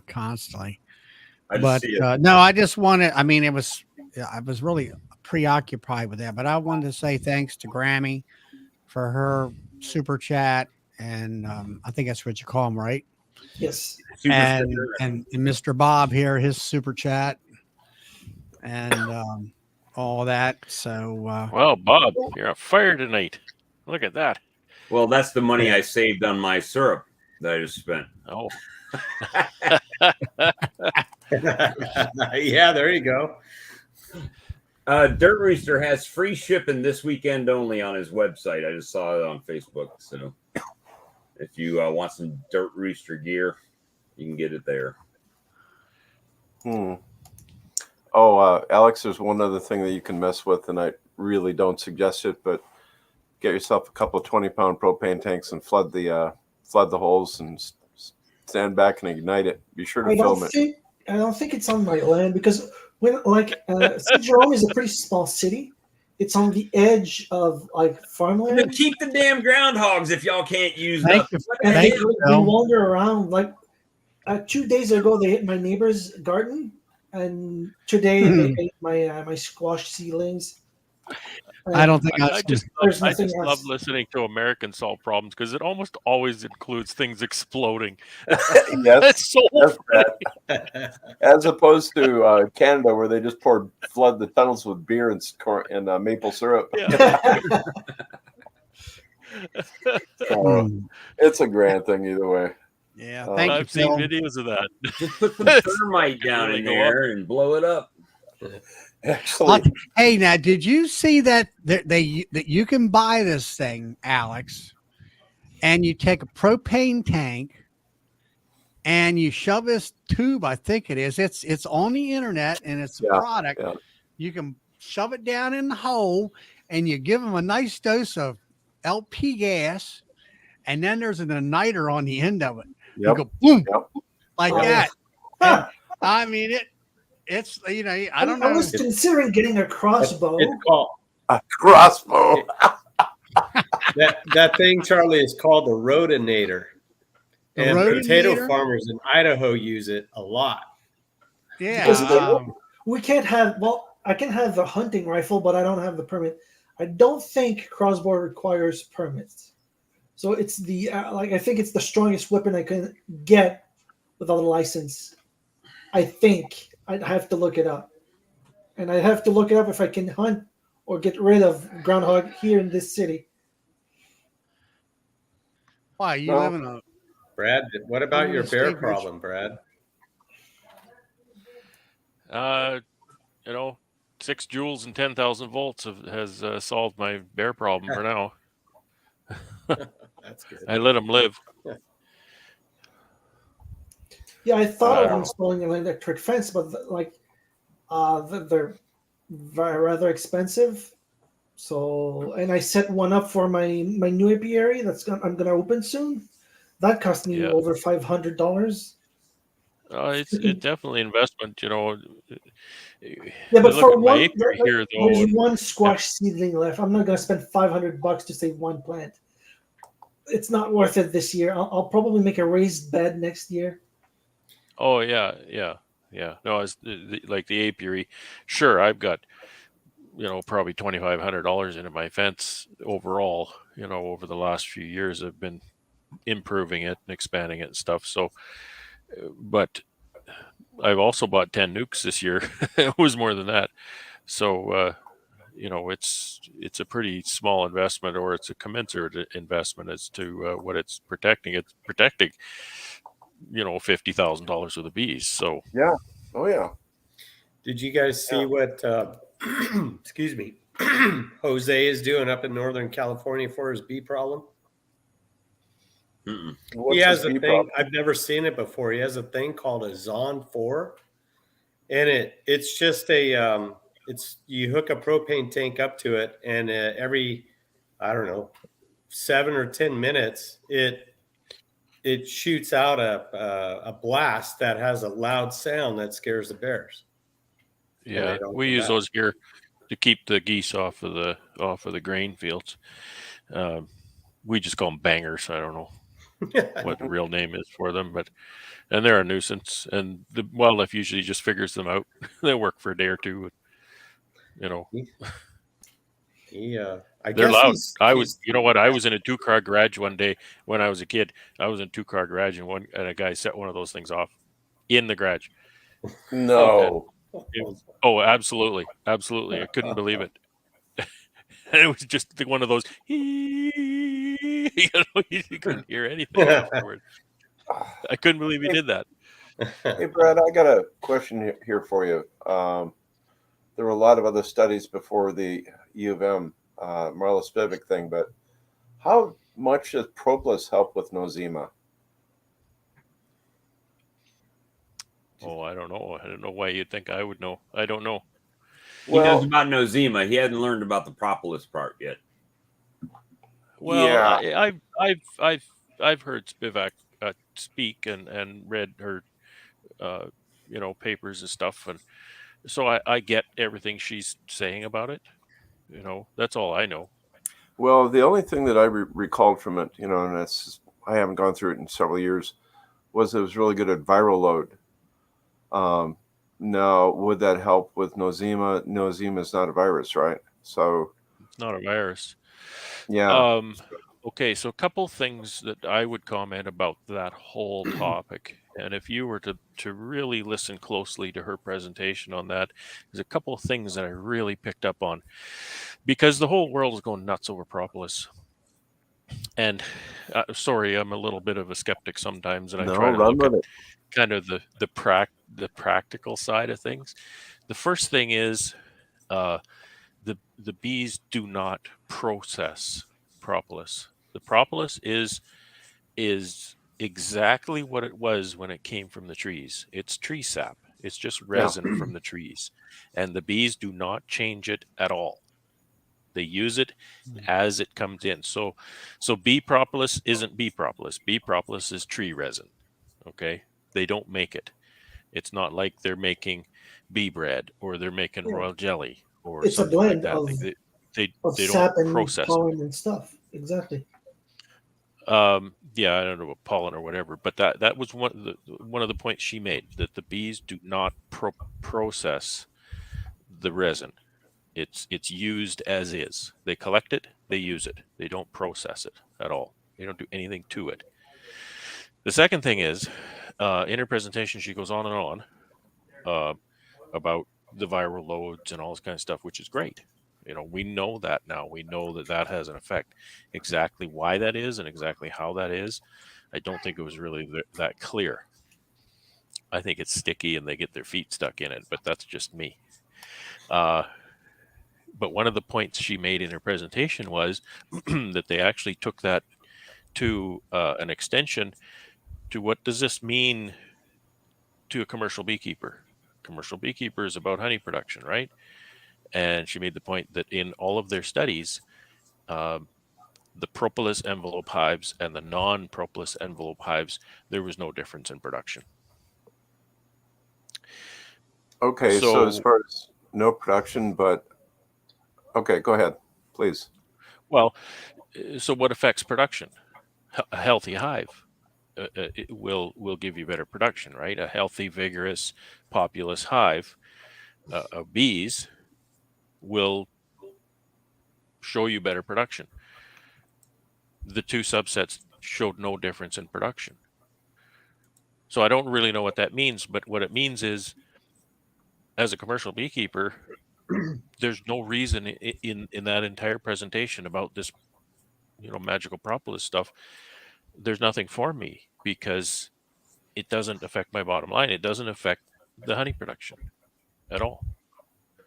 Really interesting. Now that's one part I'd never heard before. Maybe she could take that to another level and say, take these two subsets, take her control and her propolis envelope hives and her non-propolis envelope hives, compare them for wintering success. Maybe there'd be a big difference there. I don't know. That's what I was really going for here. To be honest with you, it's the overwintering thing. Yeah, I've seen a video, I think from inside the hive, that says propolis kind of adds like an antibiotic for bees. It's an antiviral load. The highest levels are in conifers. Coincidentally here, at least in this part of Minnesota, they prefer to bring in cottonwood resin, which is kind of interesting. But my main thoughts on the whole thing was just for overwintering, Brad, to be honest with you. Well, let me comment also on a different aspect please. of this from my woodworking background. Okay. I've made, not a lot, but I've made and been interested in making cutting boards, specifically end grain cutting boards. Do you know what I mean by end grain cutting boards? Oh, yeah. I've got them in my kitchen here. Yeah. So what maybe other people may not understand is when you take a board, you've got the grain on the board normally like this, right? You can see the patterns on the board. So if you take that board and you slice it up, and then you stand all the pieces up, now you've got all of the grain pointing up and down. So you glue that all back together and you make a cutting board that's got the end grain pointing up. Yeah. Now grain, you can think about grain as a bundle of drinking straws, because it's, they're usually kind of porous and whatnot. So what you can do is they're very hardy. You can cut on them with your knives, and they don't chip away. You don't cut pieces of the wood off very easily because the grains are sticking up and you can't sever the grains off. So that's an aside, but that's just a description as to what I'm talking about. Now, there have been studies done that show that the wood has antimicrobial properties. A wooden cutting board is more sanitary to use than a plastic cutting board, because a plastic cutting board, you make marks in the plastic cutting board that holds bacteria and it's highly unsanitary. A wooden cutting board absorbs the microbes and traps them or kills them just by the properties of the wood. So when this propolis thing came out in my beekeeping world, I thought, hey, there's a commonality here. There's antimicrobial in propolis, which is a tree resin, and there's antimicrobial properties in end grain cutting boards that are made of wood. So I have no conclusions, but those are two related facts. Yeah. Now, as far as the cutting board, they found it's hard maple that actually has better characteristics of that. As far as killing the Hard bacteria and maple stuff. make very, very good cutting boards. The Yeah, big Yeah, ones but that's make there's something in I read it or something. There's something in hard maple lumber that has has properties that will kill the bacteria even better than, let's say, oak and stuff like that. Speaking That's of interesting. woodworking, I'm currently making a queen in like 3 or 4 kinds of wood. Like the head and thorax is black walnut. The abdomen is going to be Osage orange, and the eye Are is you going carving to that, be Alex? huh? Are you carving that, or are you? Yes, How are carving. you making that? Yeah, Yes, that's I awesome. use like a I've simple never done technique. any carving. Huh? I've never done any carving. I use a rotary burr with an Oh yeah, exchangeable head, electric yeah, power with yeah, flex cable. I don't know if you yeah. heard of Bobby Duke Arts. He's an artist No, on YouTube, and he no. made this big, like a beetle about this big out of wood, different woods. I decided, "Oh, I'm gonna make a queen. Oh The sure. wings are in epoxy that dyed dark brown, and like I Okay. said, the abdomen is gonna be Osage orange. The thorax and head are going to be black walnut. The legs and eyes, I'm going to use wenge. It's a very dark wood similar to ebony. Yeah. Nice. Well, you have to show us when you get it done. I started 2 years That's ago. cool. I just do Yeah, like recently. I have projects like that too. Like I just do Lots of them. like a little work here, a little work there. Like I finished designing the abdomen. So what I do is I take like a block of Osage orange. I make the top view, then the side view, stick him on the piece of wood. Then what you do is you cut out the from say the top view, you glue it back with hot glue, then cut the side view so it stays horizontal by gluing it back into a rectangular block. I don't know if you see what I'm trying to explain. Hey, Uh, Nancy. For sure. So to bring you back here real quick though to the Propolis situation, Yeah. Yes, we sorry about cranked that. out maybe about 60 supers last year with just a rough interior. Ran the boards through just one end of the planer, one side of the planer, and tried to do as rough as we could. And then I took some other supers and gouged the crap out of them with box cutter knives, basically. And then got the smallest cutting wheel I could for a Dremel and just started gouging. So what I really started thinking about, how do you retrofit boxes? Because again, my concern about the Propolis is the viral load of the bees going into the winter. Yeah. And but what I come to find out is that putting all the grooves in with the Dremel, they pack in a lot more Propolis that way, and that's something you can do to retrofit your boxes too. So it's really interesting. Yeah, I've seen for some sure. guys, That's right out of Marta Spivak's work, for sure. Like yeah. that's one thing she was saying. So all of our nice milled boxes kind of maybe are working against Well, us. that's the direction. Yeah, that's kind of the direction I was going there, Brett. But I was also really trying to think of how the heck can you retrofit these things, and it Well, appears to and be also, sorry. Yeah, go ahead. No, go ahead. I'll let you finish. Well, I was just saying also, for decades and eons, we've been breeding against propolis production because it's Yeah. annoying to us to work our hives, and so propolis production has been poo-pooed and say no, let's breed against that. So I've heard old timers talk that say that back in the 70s and whatever, they used to have far more propolis production. So maybe we're killing our bees by selecting for things that we shouldn't be selecting for. Who knew, Well, I right? think isn't that the direction that Bob Binney was going in? That's the reason he brought the Caucasians in, to get more propolis in his hives. Just put some I remember- southern pines in your yard. You'll get more propolis than you know what to do with. They sap all the time. Yeah. Just I don't even want to talk about that, Bobby. I'm a back deck. Oh, it's just brutal. Absolutely brutal. If I have a couple of the cats out walking out there, they'll come in and pine needles stuck to the little paws. Like, okay. I see the sap on your windshield. It's like, what the hell? Oh yeah. And then you have to buy a rubbing alcohol by the gallon to keep it off. Yeah, it's just really Well, there crazy. it But is. that was the direction I was going with, or just thinking about overwintering more than anything else. So What you got, Alex? Got his, That's pattern the there. abdomen I made for the queen. That's a piece of Osage orange. Like I said, you cut out the one side, glue it back together with hot glue so it stays like a rectangular block. Then you cut it out on this side, and then you just use your I rotary see. tool. Yeah. So you got kind of like a pattern there then. Yeah. well, that's Like, neat, this is Alex. the abdomen, and I have the. Ouch. Is that walnut? That's walnut. I love walnut. Yeah, black Yeah. walnut. Let me align it. That's the top of the thorax. It's the side of the thorax.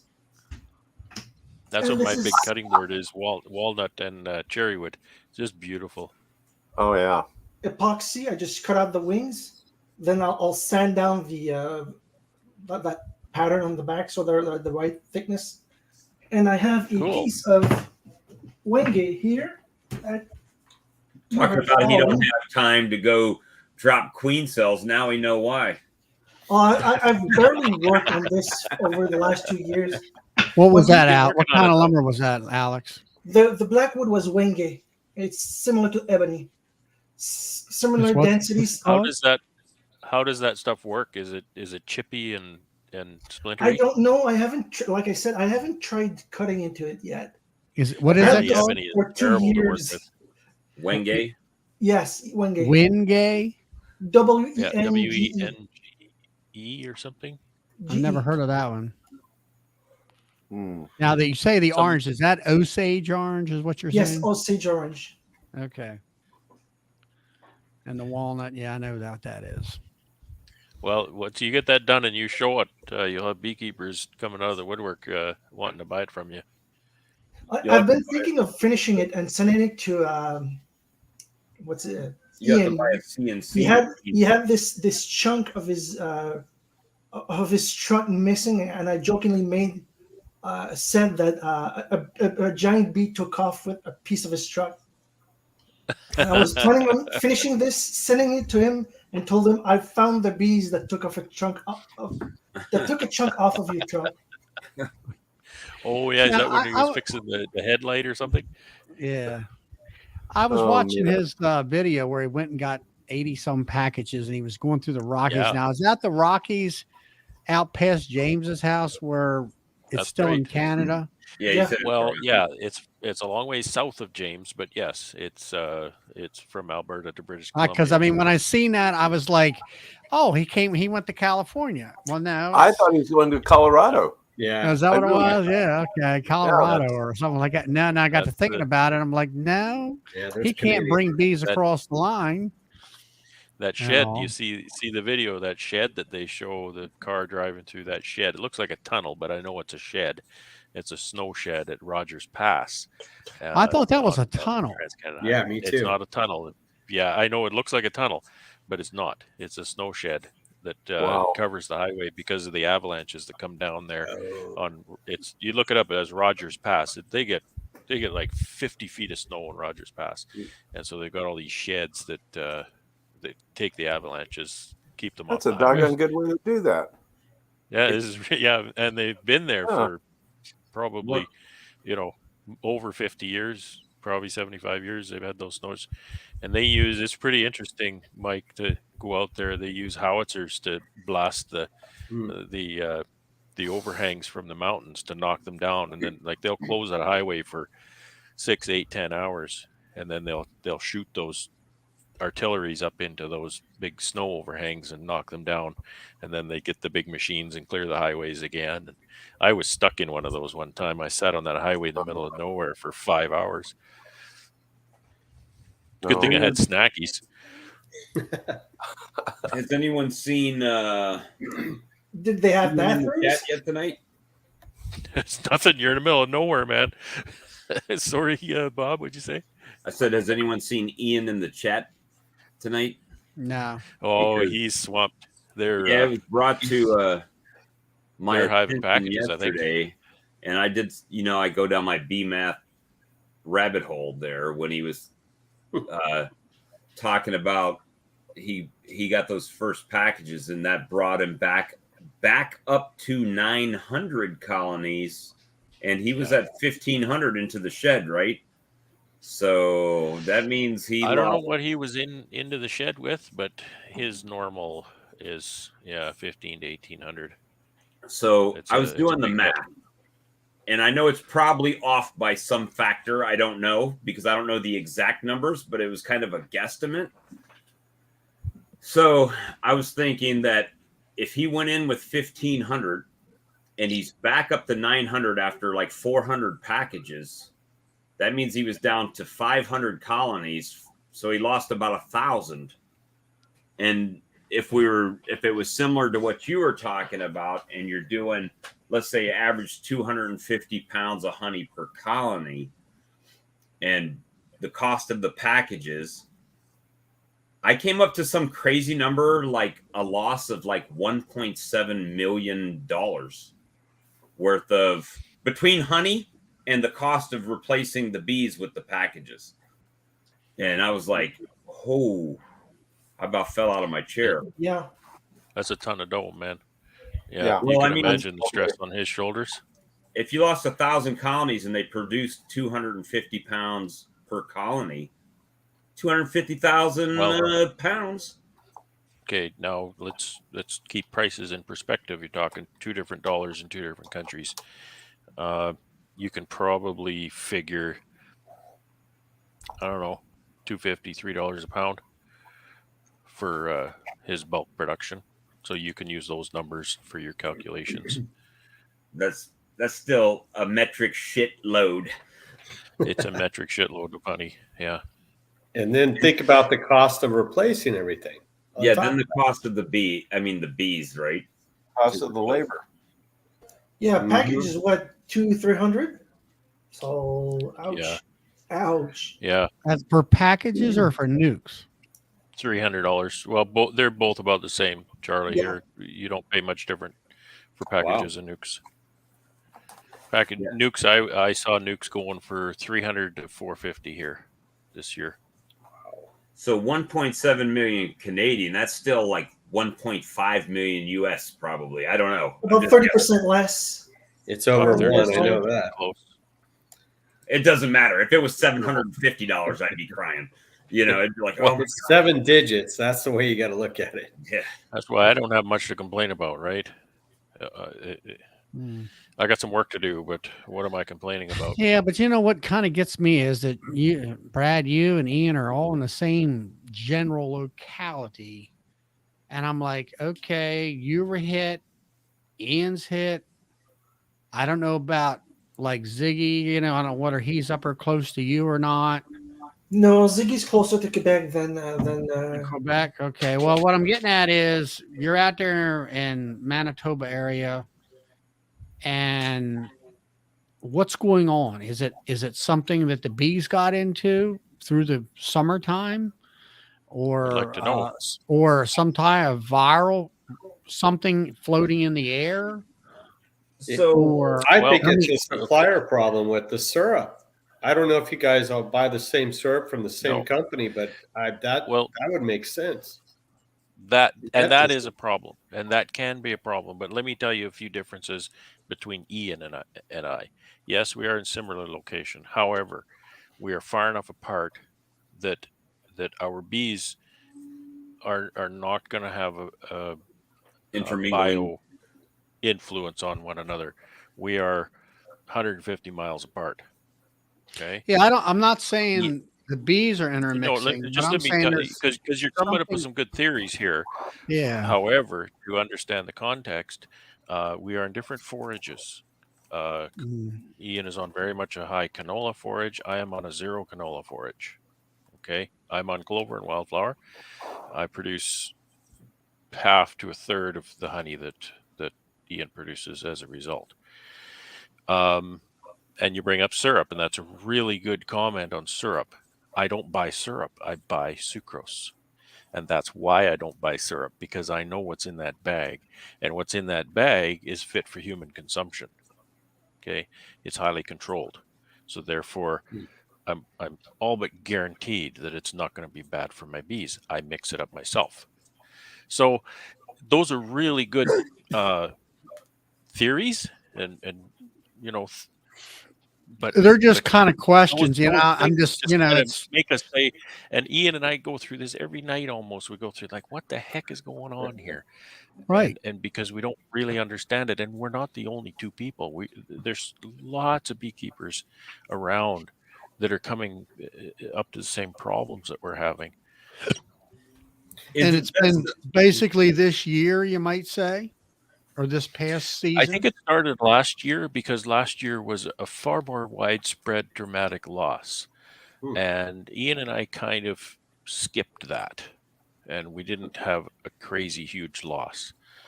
Uh, and the guys who had crazy loss last year doing a little bit better this year. Well, some of us who didn't have loss last year, it's our turn, and we got it this year. So So there you go with, like you saying, the other folks who got affected and they lost their bees. So it diminished, I'll say, whatever the virus or whatever you want to call it out of their bees, and then they're kind of rebounding this year, whereas you didn't hit it last year, but they got you this year. Is there some sort yeah, of nectar that's a pretty source good that explanation. pops up every couple years? No, actually, and that's one of the most interesting things I learned from you guys. Down south and in different climates, you have such variability in your nectar. I was watching Mike Berry, and he was explaining how there was this band of area that got a frost, so therefore Mhm. the flow is very different. That doesn't happen very much here. Hmm. The one thing that did happen, however, was in 2021 there was a quite a severe drought here. And when they sowed the canola in the spring, it came up a little bit, and then it got so dry that it just stopped. It kind of went into stasis. It was just maybe about 8 or 10 inches high, and it just stopped. And it started raining about Labor Day, early September. It started raining, so this It canola bolted. started growing again, and we got a huge October canola flow, Oh, I remember which that. was Yeah. just stupid. And so the bees were bringing all this canola nectar in October, September, and October. And I don't think that was good for the bees at all, because canola is a No. terrible winter feed. So beekeepers are losing their minds trying to figure out how to get the syrup in the hive, and how to keep they were out there pulling frame by frame to get the canola out of the hives. And I think that was a terrible thing for the bees. And October was very warm, so there was a lot of flight in October, which ages the bees. You can look at Lloyd Harris's research to show that. The canola, it's replanted every year. Yeah, it's planted in the spring. I mean, Well- it maybe something with the seed itself. Maybe they got a different source of where that variety of canola came from. Who knows? So let me pose a And it produced a bad nectar. stupid question. Why would you not, if you're having issues with dysentery and nosema, why would you not just prophylactically treat with like Nosavit or Fumagellin B or something like that? Because when you look at the numbers, I'm thinking, well, let's say Ian had to pay $2,000 for Fumagellin to treat all of his colonies in the feed. The $2,000 would well be worth it, looking at 1.7 million in lost income. Well, that's some good points. Prophylactic treatments for anything are always discouraged. However, it's always preached that treat for a reason, pre-test, treat, post-test, that kind of thing. Treat for a reason, and then like know why you're treating, and then know that it worked or it didn't by your testing. So it's kind of, it's not by the book. A lot of people do prophylactically treat, and the expense and the work, Right. so because everything's work. And you know what? Antibiotics aren't benign. Like, they do cause damage. They do cause negative effects. You don't Antibiotics are not something. It's not a glass of milk. It's not something you're gonna Right. just use and have no negative effects. You don't want to use it if you don't. Plus the fact that every time you use antibiotics, you're one step closer to resistance. Yeah, Right. you're breeding the So I don't know. superbug at Just low my doses. Yeah, it's just my thoughts. Mhm. So in your Um, area, Brad, I mean, yeah, bee inspectors and that kind of stuff. I know you have the one fellow that you say he was the science guy, kind of like the guru of beekeeping in your area. Um, is there other folks out there saying, "Hey, we need to take a look at all this different stuff and maybe experiments and whatever"? You could always oh yeah, give the bees X-lax prior to going into the barn, so they got a nice make them clean have a gut. really good dump before they go in. Right. Give them some Okay, Taco everybody Bell. poop now. So here's an odd question. Somebody should really take the time to test that stupid oil. What's it? Tea tree oil. Like, really do a natural trial, see if it does help. Yeah, Because I've heard people say it works more than those that say that it doesn't. The people that I see saying it works don't have a problem with putting their bees in the barn for 6 months. I don't know. I mean, I yeah. could That's, say, that's a little bit hey, of I a gave Time my out. special bees Time peanut situation. out. butter and jelly, and tomorrow they can get out and take a crap. They're okay. Yeah, They're not yeah. going in the barn for 6 months. All I'm And saying, that's definitely time something oil you need to be works. So why careful not of. test tea tree oil? You need to pay somebody to do it. Is all. That's what. Yeah. Well, then the other That's problem why. is that you may not, you would have to do it over years, right? Because, Brad, if you would have done it last year, you'd have been like, yep, tea tree oil works. My bees came out great. Nothing's bad, right? And this year, if you would have Yeah. done it and you would have got this result, you've been like, well, tea tree doesn't work. Yeah, you got to do the multi-year test too. I mean, Yeah. you just can't assume treating them with one thing. 1 year it's like, oh, everything is great. If you have a really mild winter and you tried some other additive, and then all your bees are coming out, well, that just shoots that all out there. Mm-hmm. And that breeds sideways- superstition. That breeds superstition that, we have to do it this way because yeah. we've always done it that way and it's always worked. Well, you don't really know what worked because you do 10 different things and you don't know which one of those was the key and which 9 things have no effect at all. You just do all 10 every time. That's superstition. That's Another feeling side of the feed question here is that I've often wondered about this because it supposedly totally dissipates, but adding some chlorine to your syrup, I'm sure all you guys have seen your honeybees just gathering around someone's swimming pool. I've got 4 fountains out back. One I leave specifically in the shade so that it gets all the algae on. The bees are eating the algae in the fall. They just do that. And then the other one's another one, I've got chlorine in it, and they will bounce between those things, and kind of go back and forth. Now, bringing this full circle, I've often wondered whatever might be left in that chlorine, that chlorinated water or the syrup, if that might have any effect at all on bee gut health. And I've written to a couple people about it, and they just all respond, good question. So what residual is left there? Again, it's one of those unknowns. Let's do a study on that. So that's something I've been really, really curious about that. But yeah, I'm no chemist, but what I do know of chlorine is it neutralizes pretty fast, especially in sunlight. yes. So if you were to put that into, like in my case, for example, I'm using a standard 1,000-liter IBC tote. Yeah. I mix it in there. I put some chlorine, and I've heard by authority that it's fine to put some chlorine in your feed, Yeah, Randy Oliver particularly mentioned that. to keep the feed fresh. But the idea is to keep the feed fresh. It has Yes. no. The idea is not that it has any effect on the bees. because by But the time the bees eat it, it's gone. It's not yeah, there, yeah, but it's there to keep the feed fresh.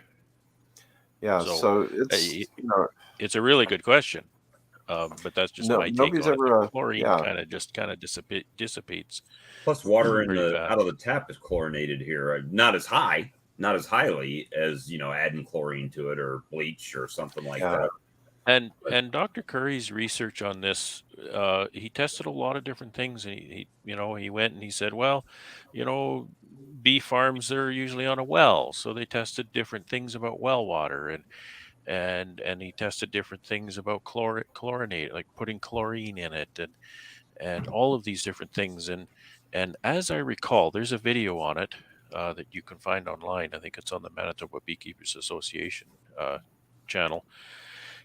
Um, there wasn't a huge effect on any from any of that stuff, so it wasn't really much of a consideration for bee health for wintering success is what he was testing.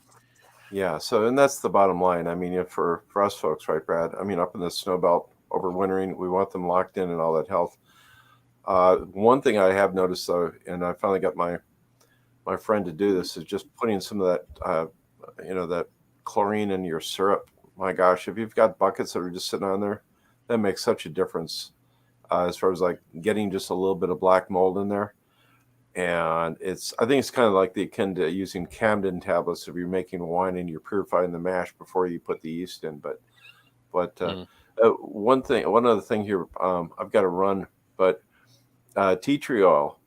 I've actually used tea tree oil mixed with glycerin to treat mange mites on animals, and I've had a fair amount of luck with that. And I think it's one of Bob Binney's friends that he gets a Queens from or whatever. He's actually making tea tree towels and putting in there kind of like the oxalic acid towels. And I think Bob is doing that, but he's not showing any of it on camera. He went through the whole process of how you do it. Well, you know exactly what I'm talking about. So it was just I just had to throw that up there. That's So, Chris Warner. Yeah. So just kind of an outside site there. So anyways, hope you guys all have an excellent weekend. Have a good weekend, Mike. Yeah. Yeah, as far Mike, now, Mike, good to see before ya. you go on that, Yes. like mite or skin disease, like for a cat or whatever, you take what was it? We got some medicine. You cut it by 50%. I think betadine. Yeah, that's what it was. Betadine, which is an antibacterial for medical use in humans. The stuff that you use that they rub on your skin before they give you a shot. Yeah. You can buy that in like a little bottle of it, betadine. Anyway, you cut that 50% with water, and then you take and dab that on let's say, mange on a cat where it's losing its Yeah. hair. It'll kill that mange and everything.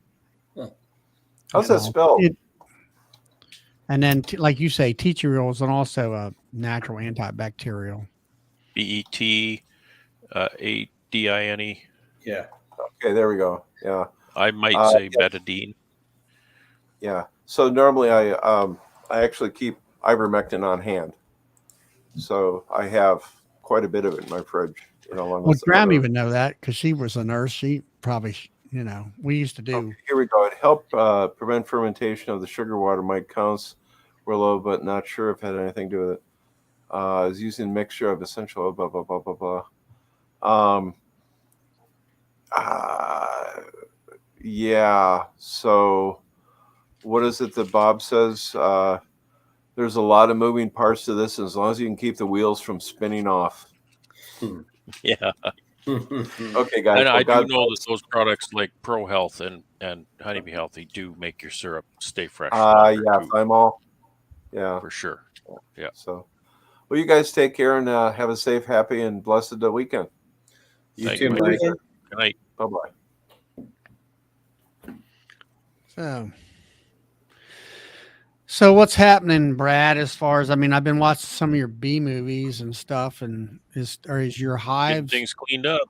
are they getting things Are cleaned they up. We're are they moving the forward. ones that are clean on clean comb and stuff? Kind of, you seeing an improvement as far as Well, what's left, what I haven't called out is, of course, if they were improving, I wouldn't have called them. So, uh, getting clean comb and everything, and taking the crappy ones out, and I've set those aside in the corner. If they're still alive, I've set them aside so that they can maybe produce some brood this summer if they're able.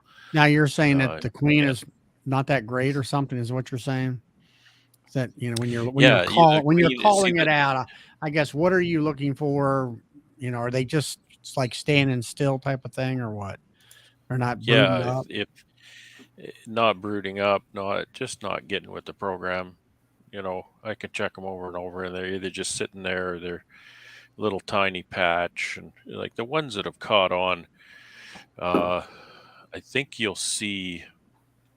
I can't remember if I've published this video or not yet, but I think you'll see soon that a light bulb went on when I was editing one of my videos, and I realized that in the colonies that seem to really start to come alive, I was seeing a little patch of brood of sealed brood, and then I Mhm. was seeing 2 frames of open brood that was less than you know 5 days old, 6 days old, nothing in between, right? So that tells me that that colony was kind of struggling and kind of in stasis, just moving along, and then suddenly the floodgate opened and they were able to do their job. I'm saying that that was the treatment. I'm saying that that was the antibiotic, but who's to say? Yeah. Michael It did Buck get says very warm. Sorry. Purpose was like Mercuricum, like the old days. I still use it. People are, oh, you Mercuricum. cut yourself. And I'm like, no, it's Mercuricum. The well, tomorrow is going to be honey pulling day for me. Whatever I can get, we'll see.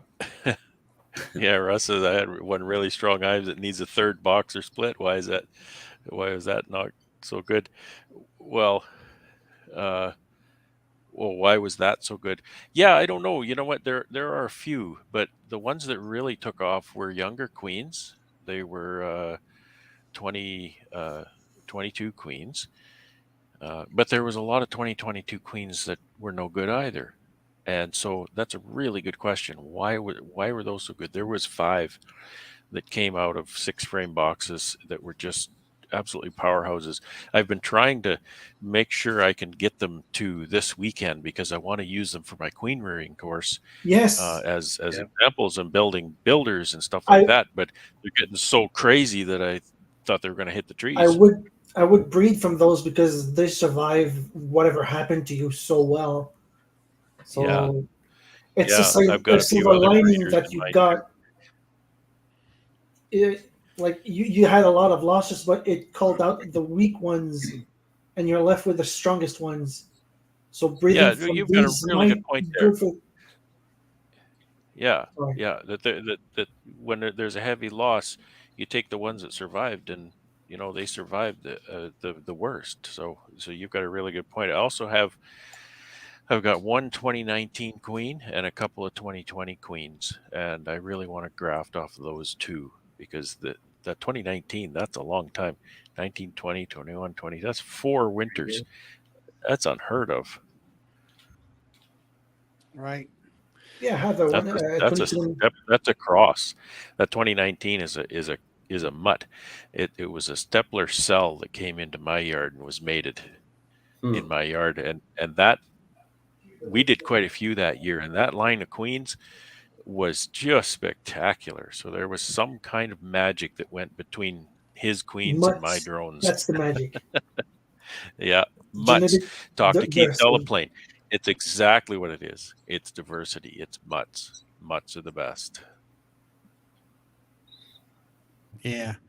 I don't know. I was like, we were talking about and other things about trying to, keep your queens down to no more than 2 years. So I pretty much all my honey hives are pretty much 2023 queens right now. And all my nukes are. So that's finally I agree with finally that theory. I finally kind of got a clean slate, I'll say, of a starting point, and make sure that I kind of hold to that to see how that works out for me next spring and all. I agree with that theory too. To have these queens that are, live 4 winters, if I just killed them on schedule, I'd never know that and be able to see Well, that later. And I really like, hey, Texas beekeeper. I really like your idea of taking these older queens instead of dispatching them, put them in at 5-frame nuke by themselves and let them keep brooding for you. And, you got extra frames of brood that you can pull out of there and, put it in a weaker hive, let's say, or whatever. It gives you those resources. Make her a resource queen and all that stuff. yeah, I make most of my mating nukes out of stuff like that. I'll just go through that resource nuke stash in the corner and just pull a few frames and stick it in a mating nuke and use that for my grafting project. Well, so that's what my plans. And there's Mr. McNally has come in. I bet he's still out in the bee yard. McNally, good evening. Let's see. And all I he need had, to- I tell you, did you see that video of him? He went live, I think it was on Bob's channel Tuesday, and what a cell builder. I mean, it was huge. I built mine based on his recommendation, and I had huge success. Like, it was really my second attempt at grafting, and I got a 90% take. Good Oh, for yeah. you. Holy cow. You should There you come and go. show me how to do it. I It's, suck. 27 out of the 30 took. Think you'll do better this year because your vision's repaired. Yeah. Well, no, it won't. That's the one thing. It's done because now I can't see clearly really close. I could see a chickadee a quarter mile, but yeah, You can always get those like magnifying glasses. Yeah, I've got some pretty good magnification. I had a pretty good system there up until 21st of December, but so now I just have to figure out something else. It's not the end of the world.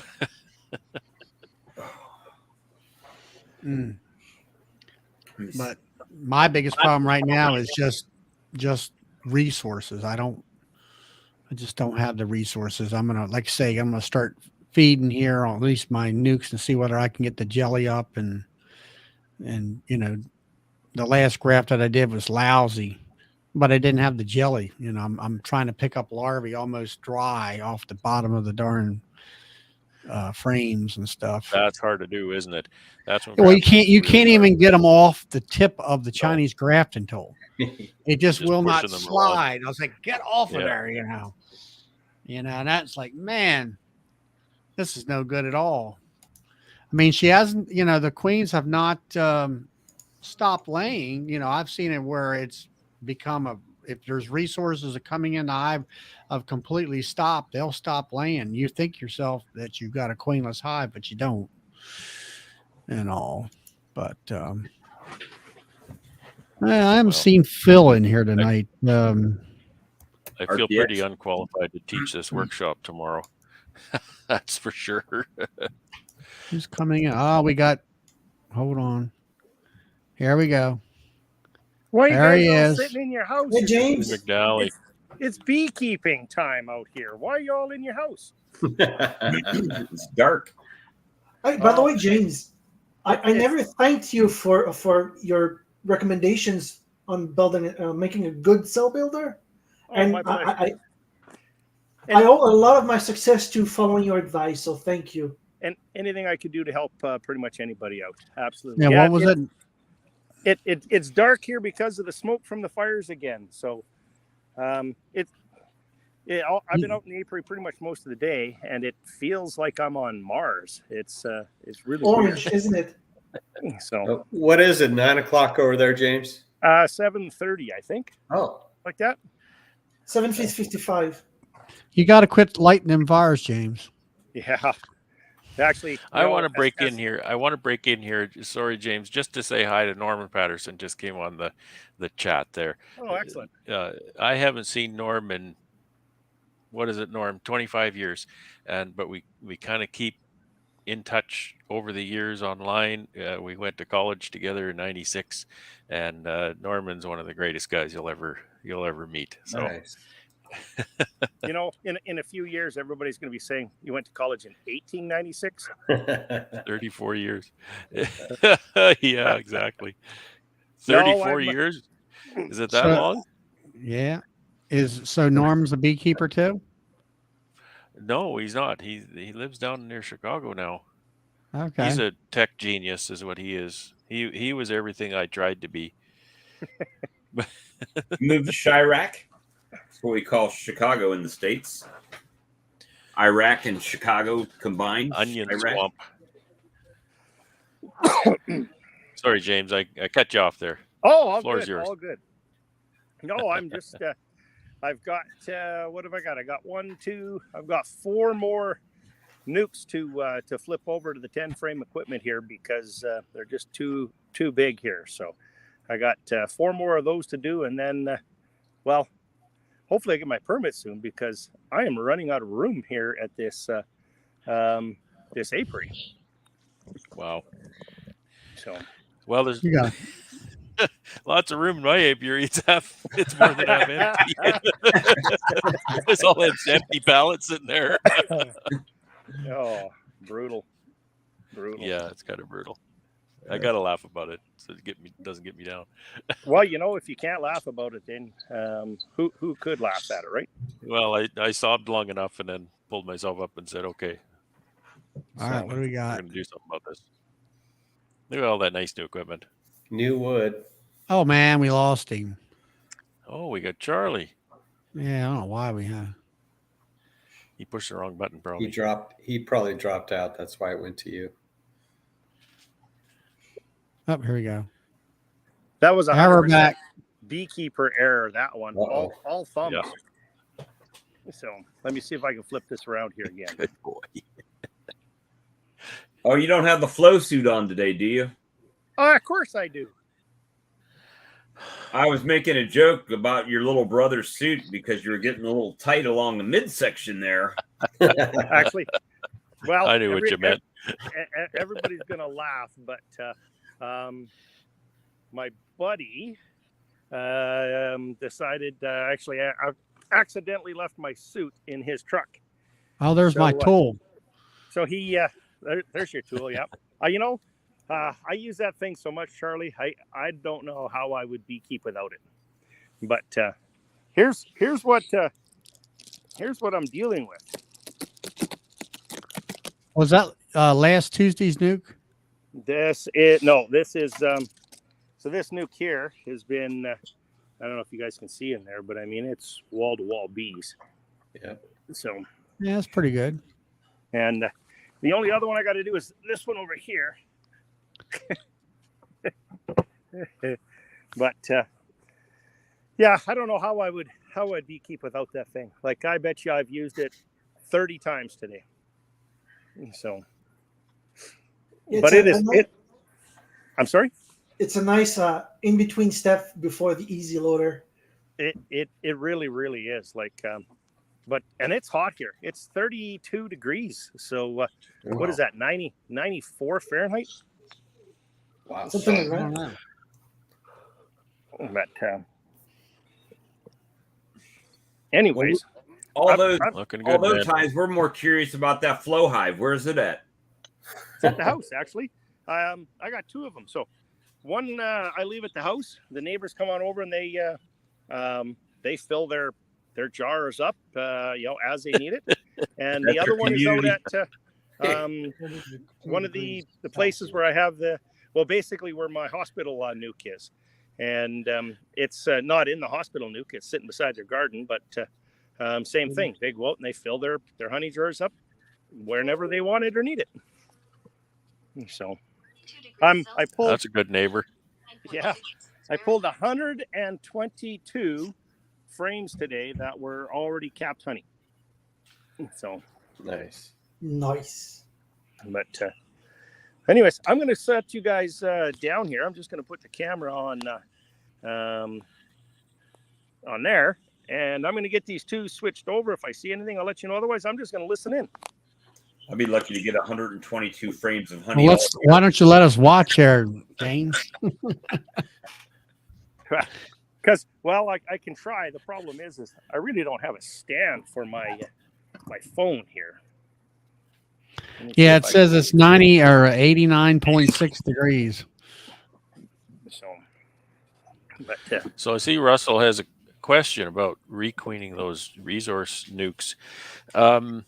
Yeah, I could. However, I think if that was possible, and what I mean is, if that was only going to take a requeen in order to make that nuke viable through the winter, then I've misjudged that nuke to begin with, because it should only be a resource nuke if I judge it as something that's not going to make that much brood in order to be able. Because if I requeen that, say in August, it's already going to have 3 or 4 frames of brood in order to build up for winter. So if it has that in August, then I've likely misjudged it in the beginning. So that just is kind of the answer there, which happens. I misjudge things all the time.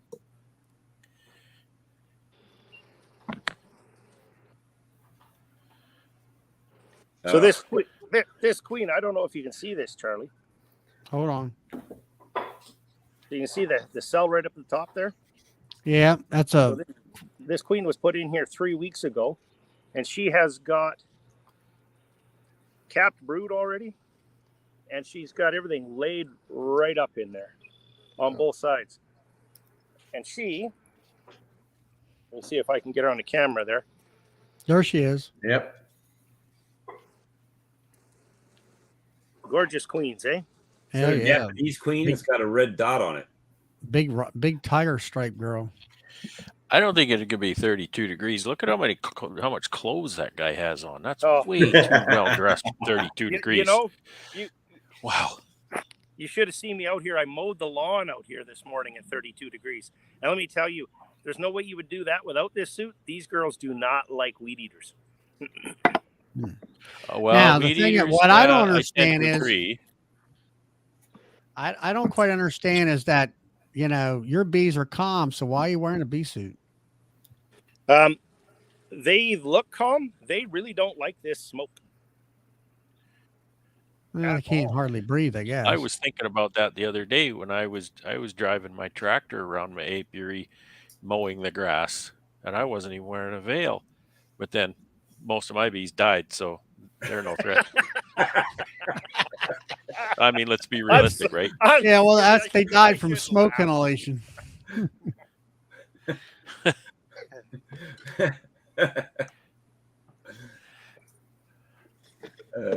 But there's still bees there, and they still sting me. I got one right.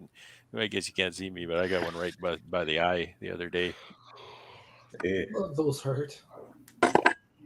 Yeah, it hurt. And the flesh is all is much softer around the eye, so your eye puffs up real bad. Yeah. So, Alex, with you got all these new queens and you're 90%, you got enough hives to put them all in for you? I have 16 deep boxes I can use. If I don't use my I made a custom super for use screen mason jars for the bees to draw comb in. If I don't use that, I have 16 deep boxes available. I need. Yeah, but you got 27 queens, don't you? Yeah, I need plus the fives I lost, so 21 boxes total. I need to replace 2 of my queens because they had a lot of chalk brood. So 21 plus 23 boxes total. And if all 27 end up being mated, I'm guessing I'll set the extras as resource hives to make brood for the others until Yeah. fall comes in. I'll try to keep them in nukes. And I can use like 5/5s That'll work. because think. once I transfer the smaller nukes into full boxes, it'll free up some nukes. All I have to do is buy some frames to fill them up, and I can set them up as, like I said, 5/5s resource nukes that will work towards boosting my current hives. But I don't expect all 27 will make it fully mated. It's like the best possible scenario, but it's also kind of worrying. But I'm not expecting that. I'm not that lucky. Hey, That's yes, called good problems. yes, good problems. Well, there she is. Nice. Nice. She's dark looking. Yeah, like I say, the queens this year, really, really, really happy with the grafting program. So Russell, a good idea there, Alex. Sell some queens and make money to buy more boxes. That's like 1-to-1 almost, or maybe 2-to-1.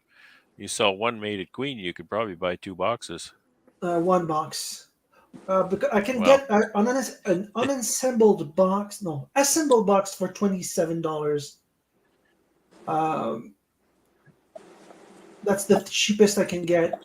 Fully 3 assembled. for 2, maybe. Sorry, I said 3 for 2, maybe. You should be able to get a little bit more for a queen. but I do need to get like approval for selling queens and nukes. Well, what you Oh, do is that's you don't right. want to sell them. You got to take and trade them, Alex. I guess.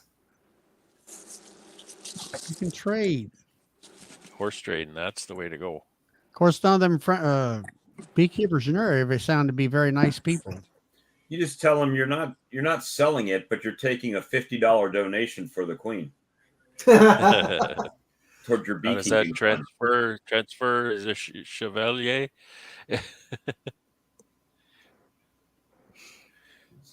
That's how good my French is.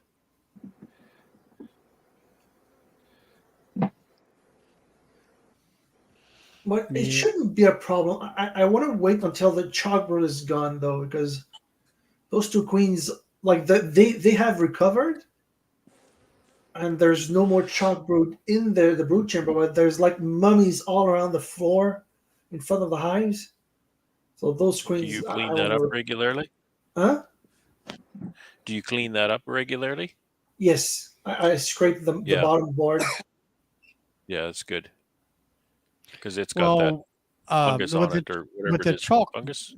Yeah, with chalk brood, is that It's a fungus. It's a fungus. Yeah. Why is that the queen's fault? Weak genetics. It's a genetic predisposition to being susceptible to that particular fungus. If the queen gets stressed, or the hive gets stressed in general, they get weakened enough.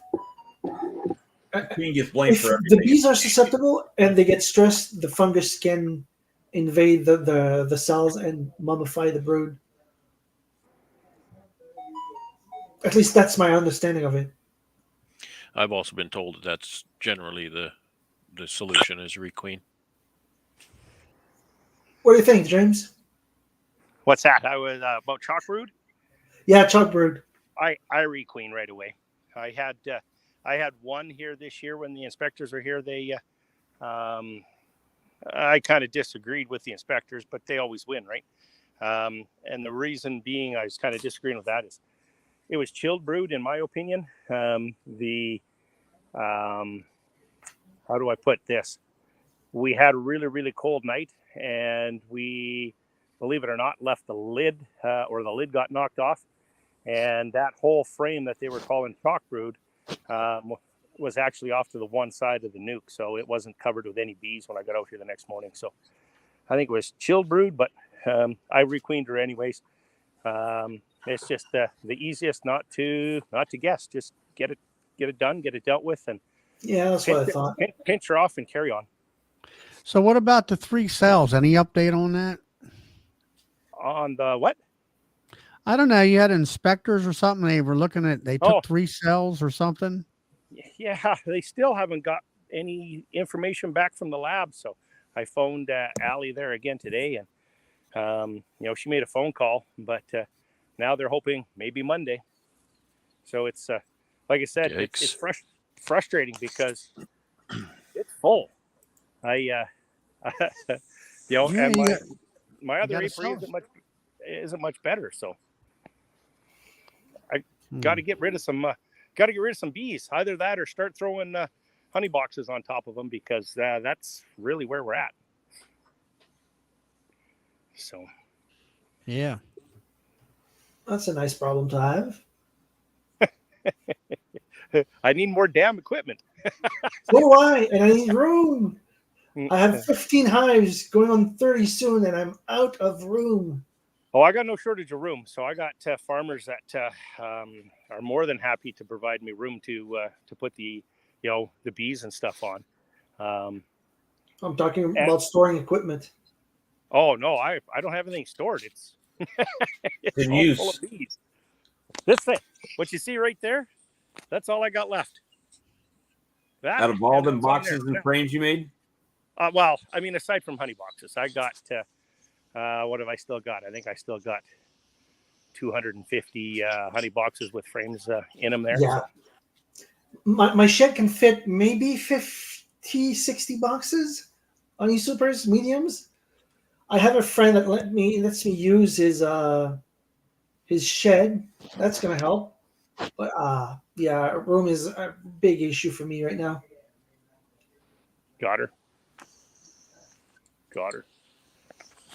If I go this way, does it get bigger? Yes. Nah. Yes. Yeah, it does. Actually, it does. Well, there we go. Look, I'm larger than life. Is that a good thing?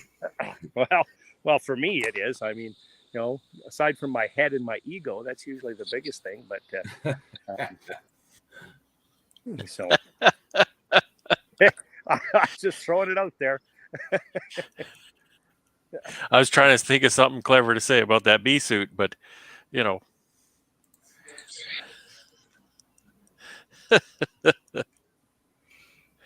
It you know what? It matches my favorite smoker. oh my God, here we go. Well, actually, here I'm going to show you why it's my favorite smoker. Okay. Because you don't care if it gets run over by the truck? No. Actually, I'm just guessing. I really like the features of this smoker. So let me open this up and I'll show you. So right off the bat, the top. Let's see if I can show you this. The top here has got a grate, so that if your smoker or anything tips over, nothing will come out. So it does plug off from time to time, but a torch takes care of that in a hurry. The other thing I really like about it, probably can't get it out because it's hot. Let me grab my hive tool. Is this got a basket Oh, yeah. that lifts out? and the other thing that I really like That's okay, I about believe you. you see how the bellows feeds in there? So I can go really slow, or I can go super slow with this thing, or I can really pump it out. It just, the way it feeds the bellows, it really is my favorite smoker. I think that thing is absolutely great, and I think a lot of smoker manufacturers could learn a thing or two from, not necessarily from Flow Hive, but from the way this smoker is put together. I really like it. Paint over that logo when you go to sale. I was actually thinking of getting my own logo burnt onto a piece of plywood. That's all that is, and get it put in there, pull the staples and put my own logo in there. But I don't know if I was breaking some copyright rules or laws or something, or who knows. Oh, goodness. But if they come after you to sue because you put your logo on a smoker, they're not selling enough equipment because they're they're looking too close at you instead of their sales and bottom line. You can get yourself a branding machine with custom made branding dyes. Oh, you can do that with the laser now, just easy peasy. So, but yeah, it really takes nothing to do that with lasers. Well, the smoke, the girls are pretty much calling it a night with all this smoke out here. So, Hey, Yeah, I can James. see the sky is orange from smoke. oh, it is just disgusting again. Like the sun is out there somewhere. You know, the Hey, sun doesn't James. go down here until about 9 o'clock. Yep. I'm sorry, I have to ask this question. Do you have a flow hive bee brush? No. So how I got into the flow hive? The flow hive is, yeah, just like anybody, it was a gimmick, right? And I think it's great because I keep my a cell builder and one of my breeding queens right at the house, right in town. So she stays in there, and the neighbors, they think it's great. They can come over, they fill their jars. All of a sudden, they're not afraid of bees. Like, you know, it works great for that. It's I couldn't see me doing any more than one or two. Like I said, I have two of them. Both of them are really not for me. They're more so for my neighbors or friends or something, so that they can get their honey. But other than that, you know, I think they have their place. You know, if you're only wanting one or two colonies in your garden or something like that, I think that's perfect because you don't have to go and you're not buying an extractor and a uncapping tank and an uncapper and a bottling tank and a clarifier and a pump and you know. yep. I agree. See, Bob, what happened there, Bob? You could have done all that. You could have bought all flow hives and you wouldn't have to bought all that equipment. See, but that's the other end of it. That's not the place. My apiary, I couldn't have 60 flow hives. You know. Oh, Yeah. yeah, you could. It wouldn't be effective. I don't know why you would want to, but yeah, you could. On 60 grand on flow hives, no, I'm good. I'll just You could set it up, you know, like those cow milking machines. Instead, they pump honey instead of milk. Oh, that's a Well, three flow frame. hive is just something that I poke fun at and love to hate. Honestly, the thing, I think it's a complete genius invention. I really think it's just really kind of amazing that somebody did that. All of the hype around it is what kind of turns my stomach around it. Yeah, it's great for hobby beekeepers. That's it. Well, it's whatever. It's great for anybody who wants one. I don't care who wants one. It's here's one of these hives whatever. that I put into the box. So this is a 6-frame hive that I put into the box the other night when I was on your channel there, Bob. It's no longer 6 frames. Like everything's hatching out. These things are full of cap brood, so it's yeah, it's what have I got? 1, 2, 3, 4, 5, 6, 7, 8. I should actually be throwing a super on it, but this is another one of these that waiting for a permit. Permit. So, but you can't set. You got to get them inspected if you're going to sell them here. So, you know, and I had an inspection done earlier, but this is just well, I need another one in order to go. So, waiting on the government. Oh boy. Yeah, we don't have any bee police around here. I'm the sheriff in town around here. So out of all the pallets that I built this year, I got 3 left. That's it. You did what? Was it 100 of them you did? Yeah, everything else is full. I did 54 pallets. So that would be what, 108 hives. So you've expanded more. You've doubled. You've doubled. Who's counting? Me. So, you know, and I what else did I do today? I made what did I make? I guess I made 13 splits. I got to make the rest up. So those cells that we pulled out on Bob's channel there on what was that, Tuesday? they're in the incubator. They come out. They got to go in tomorrow. They should hatch on Sunday. So that's a whole bunch more hives. So that's where the rest of these 3-way pallets are all going to go. So that'll happen probably tomorrow. Now that cell builder that you showed on Bob's, was that in the apiary? I thought that was in the apiary, not at your house, right? No, that one's at the apiary. Yep, that one's right here. So it filled the bucket on them there today. I went through the hive just to make sure that there was no cells and stuff in them. I can't see where you're seeing there, so hopefully you can See the entrance. But they should be all over this bucket again. Yep. Yep. Definitely are. Just festooning from the feeder hole. Yeah, well, it's like you say, I keep them absolutely, I call them boss hog bees because they get everything they want. And if they had a couch, I'd make sure they were sitting on that too.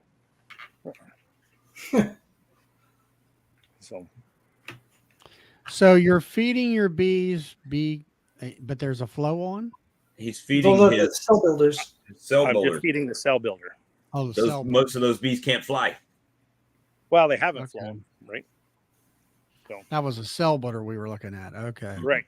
Here's those 2 nukes we made the other night.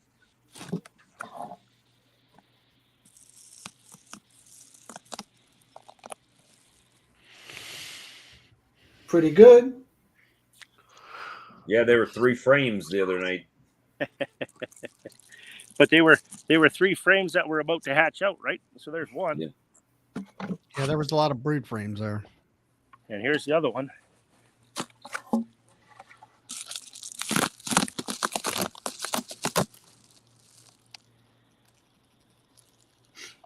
So those 2 queens, those 2 virgins are in there.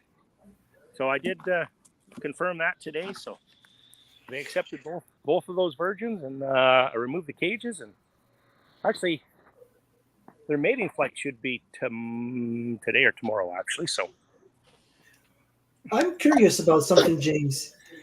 Where did you learn to be a beekeeping? Because you the impression I got is you have like a desk job, but you're so knowledgeable about bees. Well, I kind of It's have that tight bee suit. Yeah, It's exactly. a tight bee suit.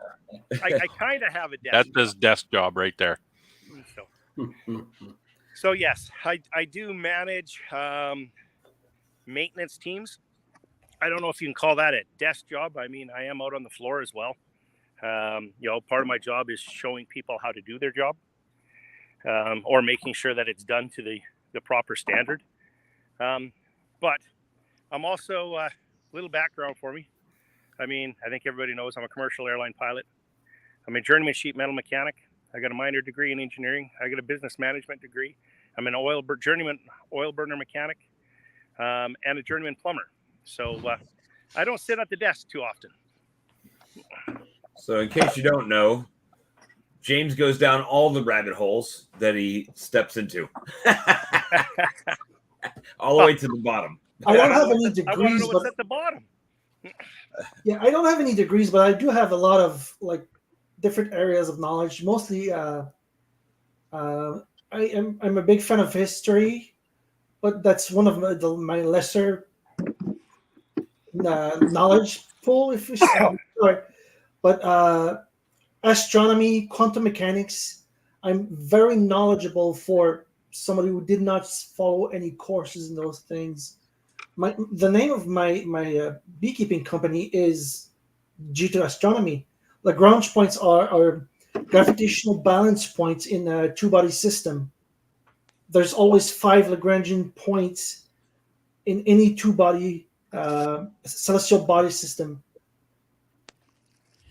and you can like L4 and L5 are stable points where you can put satellites in. If you place anything at L1, 2, and 3, you need constant course corrections. Like the James Webb Space Telescope is at L1 of the Earth-Moon system. Yeah. Well, That's really cool. I understand That's, some of that. I think that's really cool stuff, Alex. I really do. Yeah. That's And really neat. It's interesting because we touch bases with some of that with our flying, and of course, now I'm going to date myself, but when I got my commercial license, part of it was we still had to know how to navigate by the stars in the event that the onboard equipment failed. So I do relate to some of that, and that's pretty cool. I do know a bit about planes too, especially with World War II planes. I found those planes very beautiful. I don't know if you heard about the P-38 Lightning. Oh yes, That's one of the most beautiful World War II plane there is, in my opinion. Okay, those are pretty. let's connect honeybees and airplanes. They Does fly. everybody know who? Does everybody know who Joe McBrien is? No. Nobody knows who Joe McBrien is. Okay, yes, ice pilot. I Northwest Territories ice pilots. know Joe quite well. DC-3s. You know Joe quite well. You ask Joe what his favorite honey is. That's because he hasn't had mine yet. It's not true. You let him taste yours, and I think he'll still like mine best. Here's one for you. These are the 4-H boxes. So they got they have 2 supers on them already. Check this out.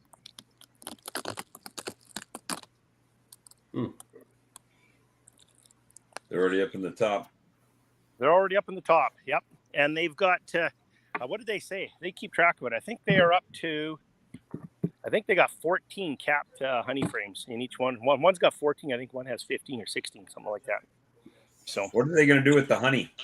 it's all part of the project. So they will sell the honey. They'll cap it, bottle it, sell it at the farmer's market. And then use that to fund their project. To carry on. Exactly. Yep. Nice. So. Oh, guys, I got to go. My daughter's coming over. I got to help her with her car. So, All right. Well, good to see you, Todd. See ya. nice to see you guys. Everyone have a great Have a good weekend. I'll talk to you later. Hey, All right. right. See you.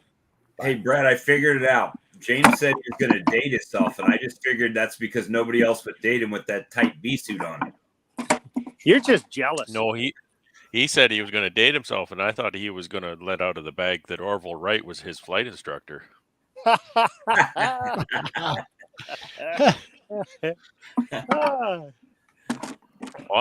that, I'll give you a little trivia. My dad was a private pilot, and my dad took his lessons in the 50s, and his first instructor was very old, in his 80s, and his pilot's license was signed by Orville Wright. Really? He was that That's old. pretty cool.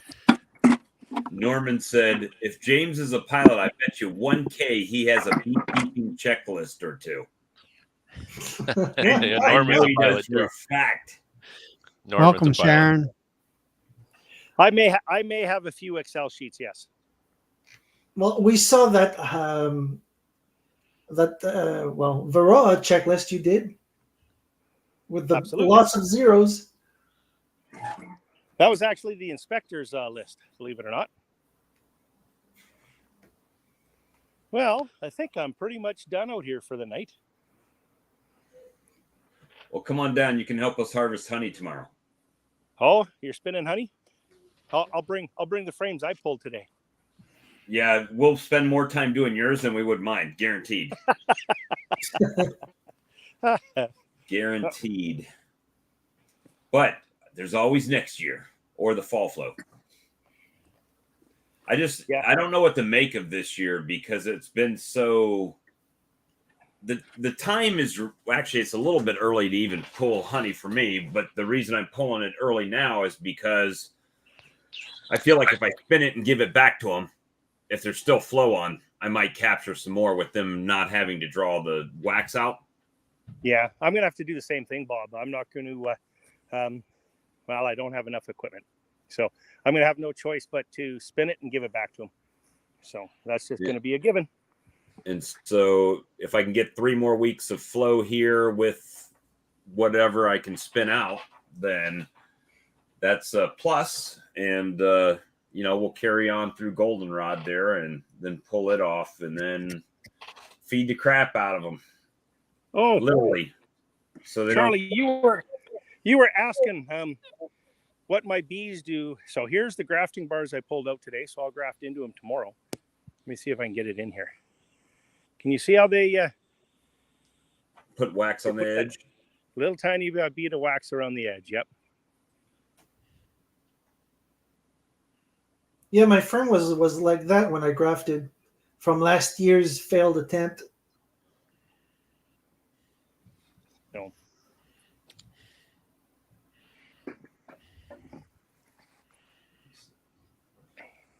Oh, I got to strap my lawnmower down. All right, I'm going to set you guys down. You're probably going to look at the sky for a minute.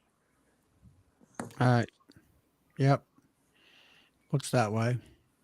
Where's the big cat, Brad? Is he still there? He's there. He's just mute. He's beautiful. You're muted, Brad. He's fine. He's a big kitty. Yeah. What a he's beautiful big cat. baby. Yeah, he's a pretty boy. Say hi to people. Not me. Have you guys ever used one of these? What is it? What was that? Oh, that's a queen marking thing. Man, What's it that called? is It's the queen crown or something like they call that. this thing is the best thing since sliced bread. Let me tell you. How do you slice bread with that? No, but I absolutely Try and I keep came up, across Charlie. this thing. I was going to say I came across one of these things. These things are absolutely just incredible.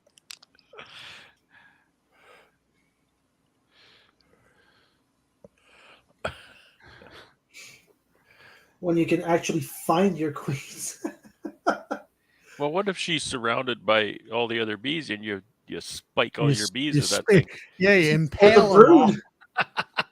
Looks like a good way to spike a lot of brood. Actually, I haven't. Not at all. Like it, it works. It works really good. Like I think. Well, in fact, I bought 2 of them, and I think I'm going to buy a couple more.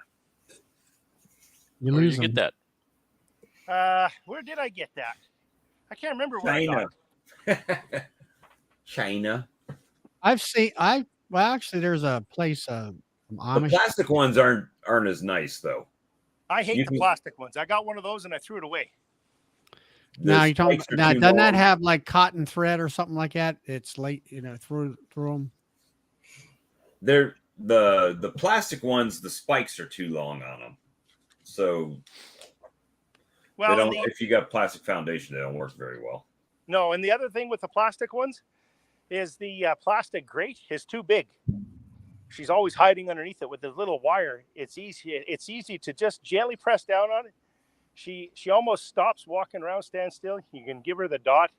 You can make it perfect every time if you want, and you lift it off just a little bit. She'll walk around in there till it dries, and you lift it up, and away they go. I think it's great. Yeah, I seen one up at a bee supplier, an Amish guy, an hour or so away from me, and it's like yours, but it's threads. It's not a grate or anything. So, well, welcome, Sharon. She's been trying to get on here. She finally made it on. So,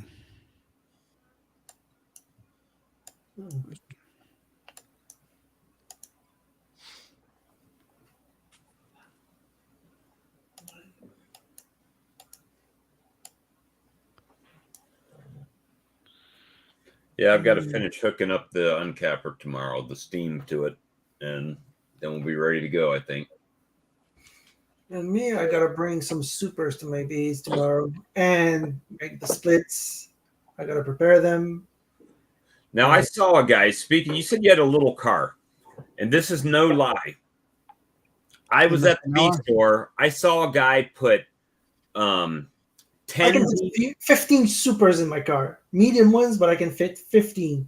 Yeah, he put 10 deep boxes with frames. in his Honda Civic with his mama in the front seat. And I was like, are you kidding me right now? And they fit it. It fit in. And Brad is quietly disapproving. he was asking. He said, That's more that guy was- disbelief. I don't know. That guy was I can take asking, a picture. do you know anybody that can come out and basically tend to his bees, because he didn't have time with his day job. And I'm like, I don't have time with my day job, and I make it work. So, and plus he's in the upstate, so wouldn't work for me anyway. We make it work. Yeah, next year if I double to 60 hives, working a real daytime job and 60 hives is gonna get busy. For the right price, you can own 60 colonies in the state of South Carolina with a beekeeper to manage them for you Yeah, all year long. I have minus $2,800 in my bank account. You know, that's a good down payment. It's not I still have smoking to I have quite a bit to refund on my credit margin. Mark, what's going on? I'm making a mess. I'm doing something I ain't never done before. What You ever been do up that? Well, I'm waiting on some wax to melt right now, and I'm rolling frames. It's something I've never done. So Oh yeah. I'm a rookie. Yeah, I finally used all my old wax foundation up. I think I bought like 75 pounds of wax foundation last year, and I finally used it all up. So I'm going to plastic and try it. I really like plastic and wood. It's my favorite kind of Yeah. frame. Me too. Yeah, but the bees don't care. Yeah, the bees don't care at all. Bees don't care as long as it's got I wax just- on it. I just Now, don't you're, know how Mark, you're thick to saying put it. Mark, you're saying that you actually put in beeswax foundation, right? Not Oh not- yeah, He was, yeah. but he ran out. How thick do you put it is your question. I don't know. Bees How don't can care. I answer that? What color is your foundation? Is it black or yellow or what? Yellow, and it's hard to see. Yeah, see the black. I is easy ordered to black, see. and they sent yellow. Yeah. The I hate when black they is do nice. that. You can see the layer on it, and you can tell Right. when to stop. It doesn't take much, you know. If there's anything at all, then it's going to work. They're going to love it. What if you get too much? No such animal. Well, Yeah, it's you not the can't. end of the world. I know sometimes if I get a little too much, they don't actually clean it out of the bottom of the cell, but it doesn't make a huge problem. Okay. I don't know. I've never done it. So we'll see. I don't know. It seemed like everybody I know, all uses foundation, plastic foundation. Now I just buy the whole acorn frame and it's all plastic and They're then less burst- expensive, but I like I said, I prefer the wood frames with plastic foundation. I'm glad you said that correctly. You said you prefer, because a lot of people say my bees don't like that. Nah, your bees like it. There's Yeah. no difference. Like we said earlier, bees don't give a damn about it. It's just The only it thing I feels- find with wood is if you don't keep up with it, you got to keep scraping the shoulders all the time, getting rid of the purpose. Yeah, like- yeah, they propolize the shoulders more. You mean Yeah, your- I mean, I know some people that didn't do that, and they could. One guy, I think, I can't get but 9 frames in there. I'm like, well, no wonder you got an inch, a quarter inch on every Clean 'em up. frame, and scrape. Now you got enough for 10 frames plus a half inch of slop, that you can move your frames and all that kind of. I like, crazy stuff. one of the things I really like about I'm with Alex. I like the plastic foundation wood frame because if I bust an ear or bust that frame somehow, I can pop that foundation out and I can even preserve the comb if if it's appropriate. I can snap that into a new frame, no problem. Or the Mhm. bottom bar breaks, I staple in a new bottom bar. It's Exactly. just little things like that. That's kind of why I like them. Well, and the other thing too is those frames and stuff. You can do so much with them. I mean, you can turn them into a grafting frame. You can, And if I bust a plastic frame, it goes in the garbage. Well, my plastic foundation almost never goes in the garbage because if I don't mess it up, You I just can just reuse it forever. pressure wash them off and reuse them. Yeah. Just, I mean, that kind of thing I really like. What I would like about them is they stay straight, where the old wax, it gets wavy and everything else, you know. And they chew it up too. They chew that wax foundation up, and then they build a lot of drones on that frame, and I don't like that either. Yeah, I don't like the wires sticking out and poking me in the fingers in the extractor and all that kind of stuff. Yeah. I have one Wax. frame that came with a nuke that's wax foundation, and I thought I had a drone laying queen. I think you're the one that told me the problem might be the frame, and I looked at it better, and yeah, it's a wax foundation frame with drone cells. The problem wasn't the queen. And that is exactly why I have a problem with that kind of thing, because especially a new beekeeper, which I'm still a kind of a new beekeeper, you see that sort of thing and you say, hey, is something wrong with my queen? When it's just this stupid wax foundation that they chewed up and then made a bunch of drones on. You know, there's nothing wrong with your queen. Heading home, James? I'm heading home. I just realized I did not answer Alex's question earlier, where he asked me, where did I learn how to beekeep? So, first off, a lot of it was trial and error, and then I take in as many courses as I can, and I try to take in seminars. I read lots, but it's from communities like this where if I got a question, I mean, ask Brad how many times I phone him and says, "What should you do here?" So it's really the networking, and that's really how I learned how to beekeep. I've read lots of books. I've taken any seminar I could. I've watched lots of videos. Now, the unfortunate part of that is one thing I have learned is there's as many garbage videos on YouTube as there are good informative videos. You've been watching my being videos kind. again. What? You're You've being been watching kind. my videos again. Garbage videos. Yeah, you have to learn to cipher through all of it, don't you, James? That's how I learned too. I'm self-taught. I taught myself pretty much everything I know. Like I said, astronomy and quantum mechanics, I never followed a course. I don't get the math part of it.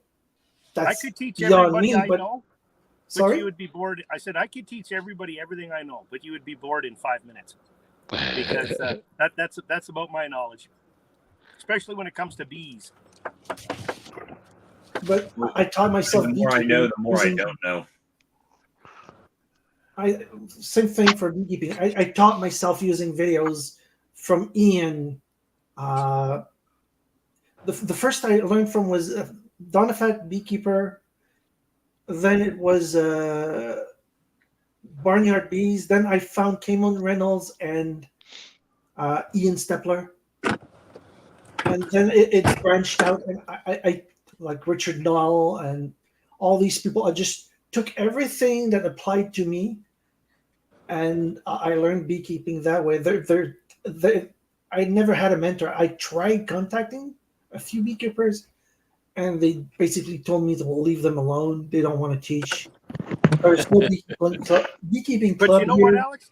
That payback is a I don't know if you say it on YouTube. Payback is a beep because I got the same thing from a lot of the big commercial beekeepers up here, and those same big commercial beekeepers are now asking for every possible nuke that I can make. And you know what? They'll be the last ones I sell to. Oh, payday, man. Like one beekeeper was kind enough to let me like tag along for an afternoon with him. That's the nicest I met. Otherwise, it's like the community here in Quebec is not that Friendly. Yeah. We've got a great association here. We got like 150 members or something, and it's just a really great group of people. I really enjoy it. I might move into west of Canada then, because Sure, come on out. but yeah, not too close to Ian because he owns all the territory over there. Yeah, the bee mogul. There's no way I could compete with this guy anyway. Not that I would want to. It's not cool anyway. But yeah, Well, the beekeeping community in Quebec pretty much does not exist. I know one of those members is the man you're talking about, the member of our association. I'm very happy about that. Ian's a He's great very guy, man. generous with it, very generous with his time and his knowledge. He just loves talking bees. Ian as well. Like I don't like bothering people. I've sent a few emails to Ian, and he's always taking the time to answer me. He is incredibly like a very kind person with his time. I admire this guy Yes, he a is. lot. Yes. Yeah. He's a real guy, man. He is exactly the guy you see. I was kid that he's not quite that good looking, but he's just a really good guy.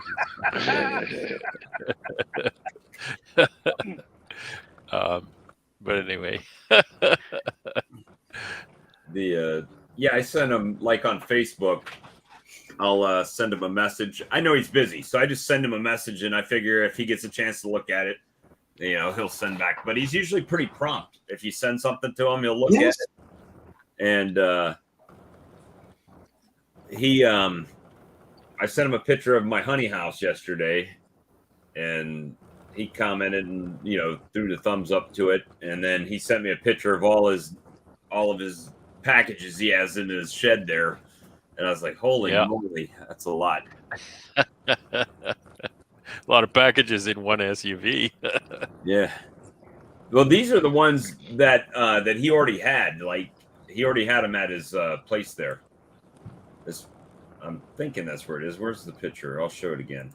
But he had, I was interesting how he had that Suburban packed out, and then I guess what was it? The stovepipe was sucking air into the Suburban. I think it You was called it a snorkel. the other way, wasn't it? I thought it was, yeah, pointed because if he's backwards, going down the road, the pipe was sticking out the opposite direction. I didn't quite understand how that done anything. But he had the temperature sensors in the back, so he could monitor that. That was all really cool. So Charlie, pop that picture up there. Be on the bottom with the there you go. That's the picture he sent me. That's what he brought back. That's what he brought back from out there in Western Canada. So where did he go out there? Do you know, Brad? I don't know exactly, but I know I believe it was what they call the Okanagan Valley. If you look for a city called Kelowna, Kelowna, that'll be probably near where he was. Kelowna is an interesting climate in that area. That might be of the way the place that I watch this girl that she has a flower business out there or something close to Kelowna. It's like, is it close to like a bay area or no? kind Kelowna is on the coast? landlocked.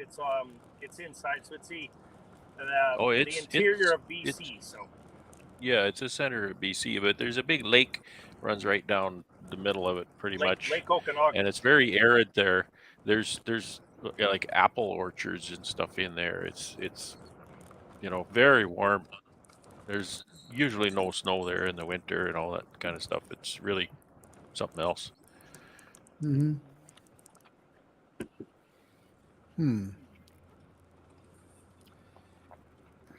No, I was I forget what it was called.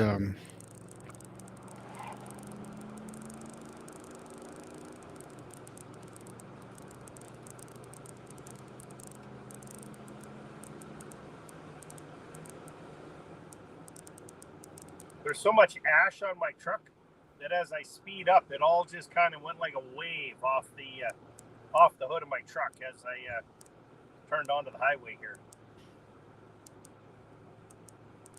I was north of Kansas City this morning when I woke up, and I felt like Cheech and Chong. All that smoke was coming down from Canada up that way. Well, you know, we like to share. Yeah. Well, that's just because all that smoke. They say it's forest fires, but it's actually, because weed is legal in Canada now. Yeah. Just the June celebrations.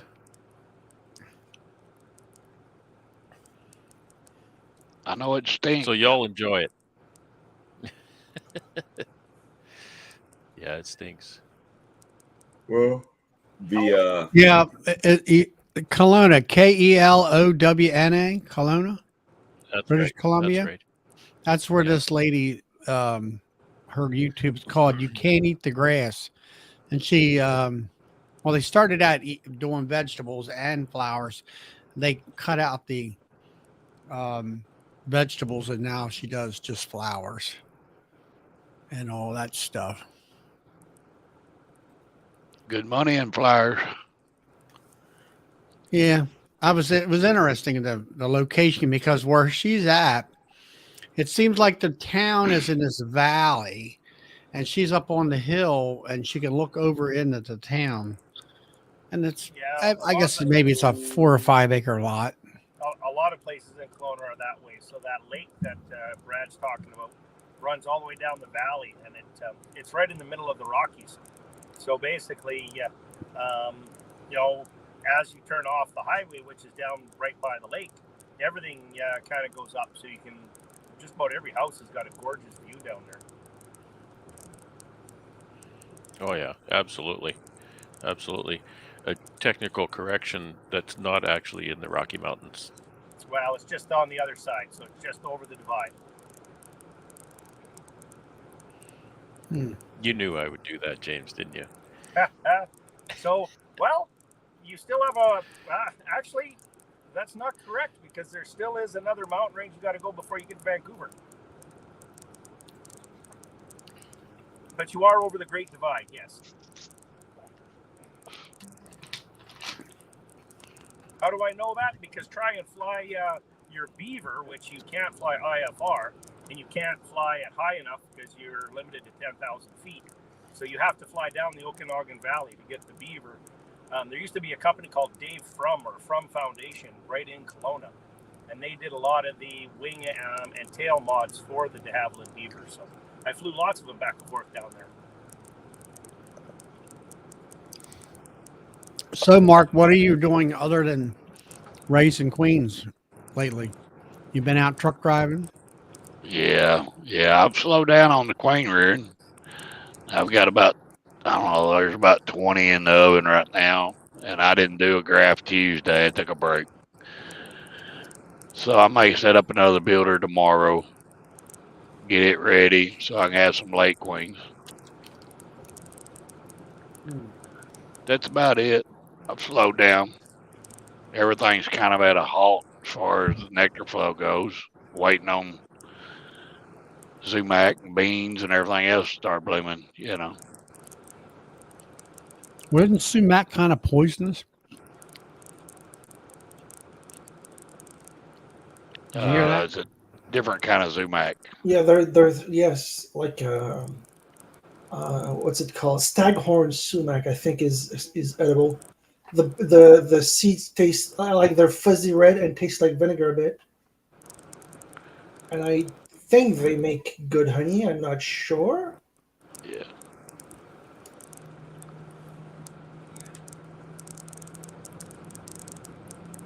So, Charlie, I think you're talking about the sumac that'll make you itch. Yeah, man, it'll really make you itch, break you out. hey, Brian, good to see you. Flower Street. Mr. Brian.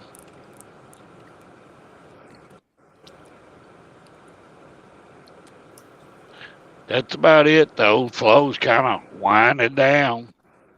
Yeah, that's kind of the way it is here. I think a lot of it due to the lack of water.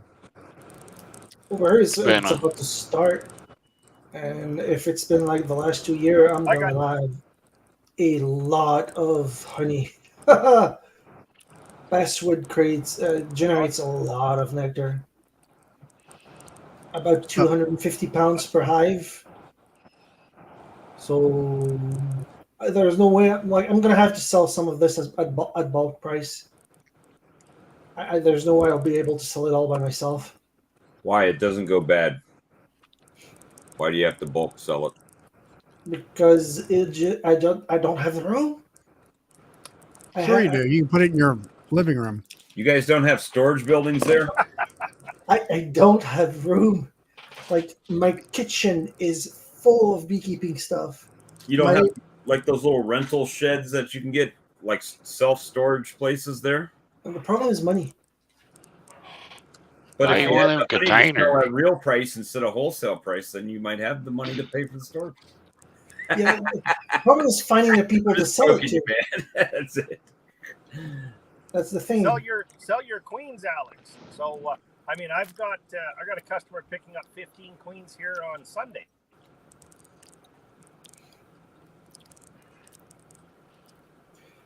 Do you have a website set up for selling those, or you just word of mouth? No, most people I'm known well enough around here that a lot of people just phone me up or message me and ask the question, or in this case, this gentleman ordered them almost a month ago, so it worked out rather well. So he's picking up 15 carnies on Sunday morning.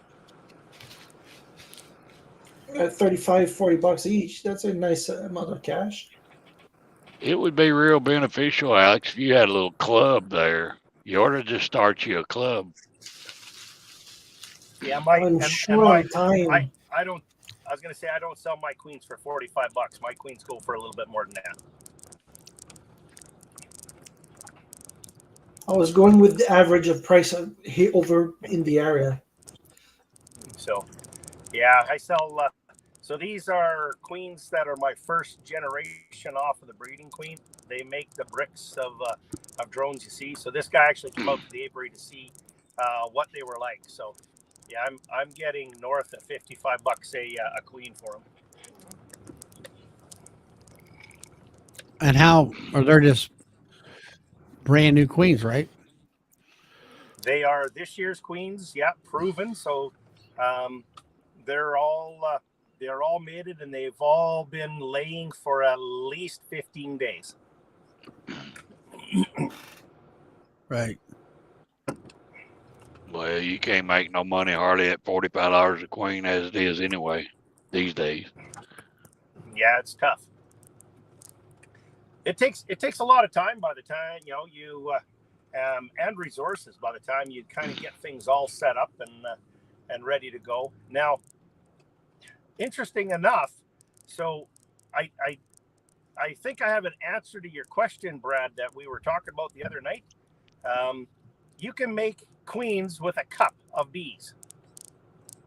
And it hit me there today because I do that in those little mini mating nukes. So I put 1 cup of bees in there, and yeah, they've made me 3 or 4 queens already. So you could easily do that even if you only had 1 hive. Yeah, you can do it in a shoebox if it don't rain on it. So, but I mean, and actually probably less than a cup of bees, you could do a queen in there quite easily.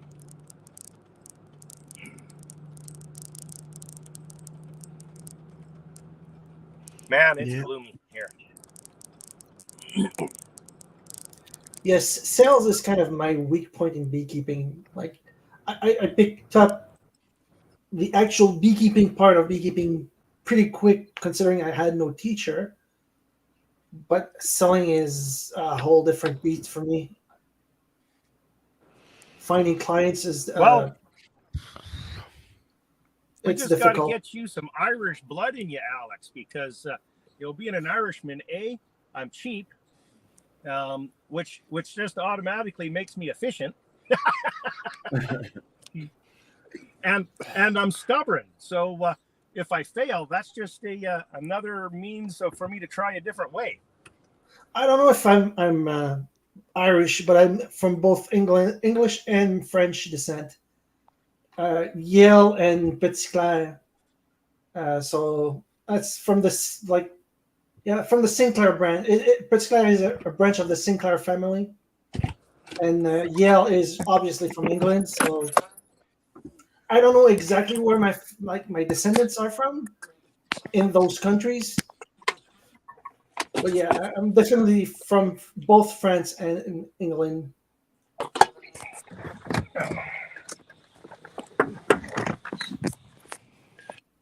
Oh, well, my new axle on the trailer works rather well.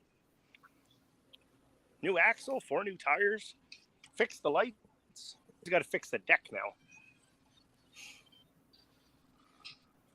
Well, you're pretty handy. You need to come over here. Speaking of trucks, I saw something today. It's a Mercedes truck called, let me pull it up. It's called a Unimog. That thing is amazing for beekeeping. It's got tires about 40-inch diameter, like huge. I think they're military tires. And it's got this, it's got a flatbed and a diesel engine. It's like perfect for beekeeping when there's a lot of mud. Yeah. But Ian should get one of those. Huh? Ian should get one of those. Stay out of the mud. Yeah. He's always getting stuck. I thought of Ian when I saw this truck go around the corner. I was doing the groceries and I saw this. Like, I need this for beekeeping. But yeah, I looked it up and they're pricey. Oh yeah. Well, guys, it's 11 o'clock here. I'm gonna think about shutting it down, and till next week. So we can do it all over again. Do it all again. Yeah, Sure. That's the fun. I'm gonna go ahead and end the broadcast here, guys. Have a good night, All everyone. right. Well, good night, everybody. Thanks Have for a taking good night. part. See ya.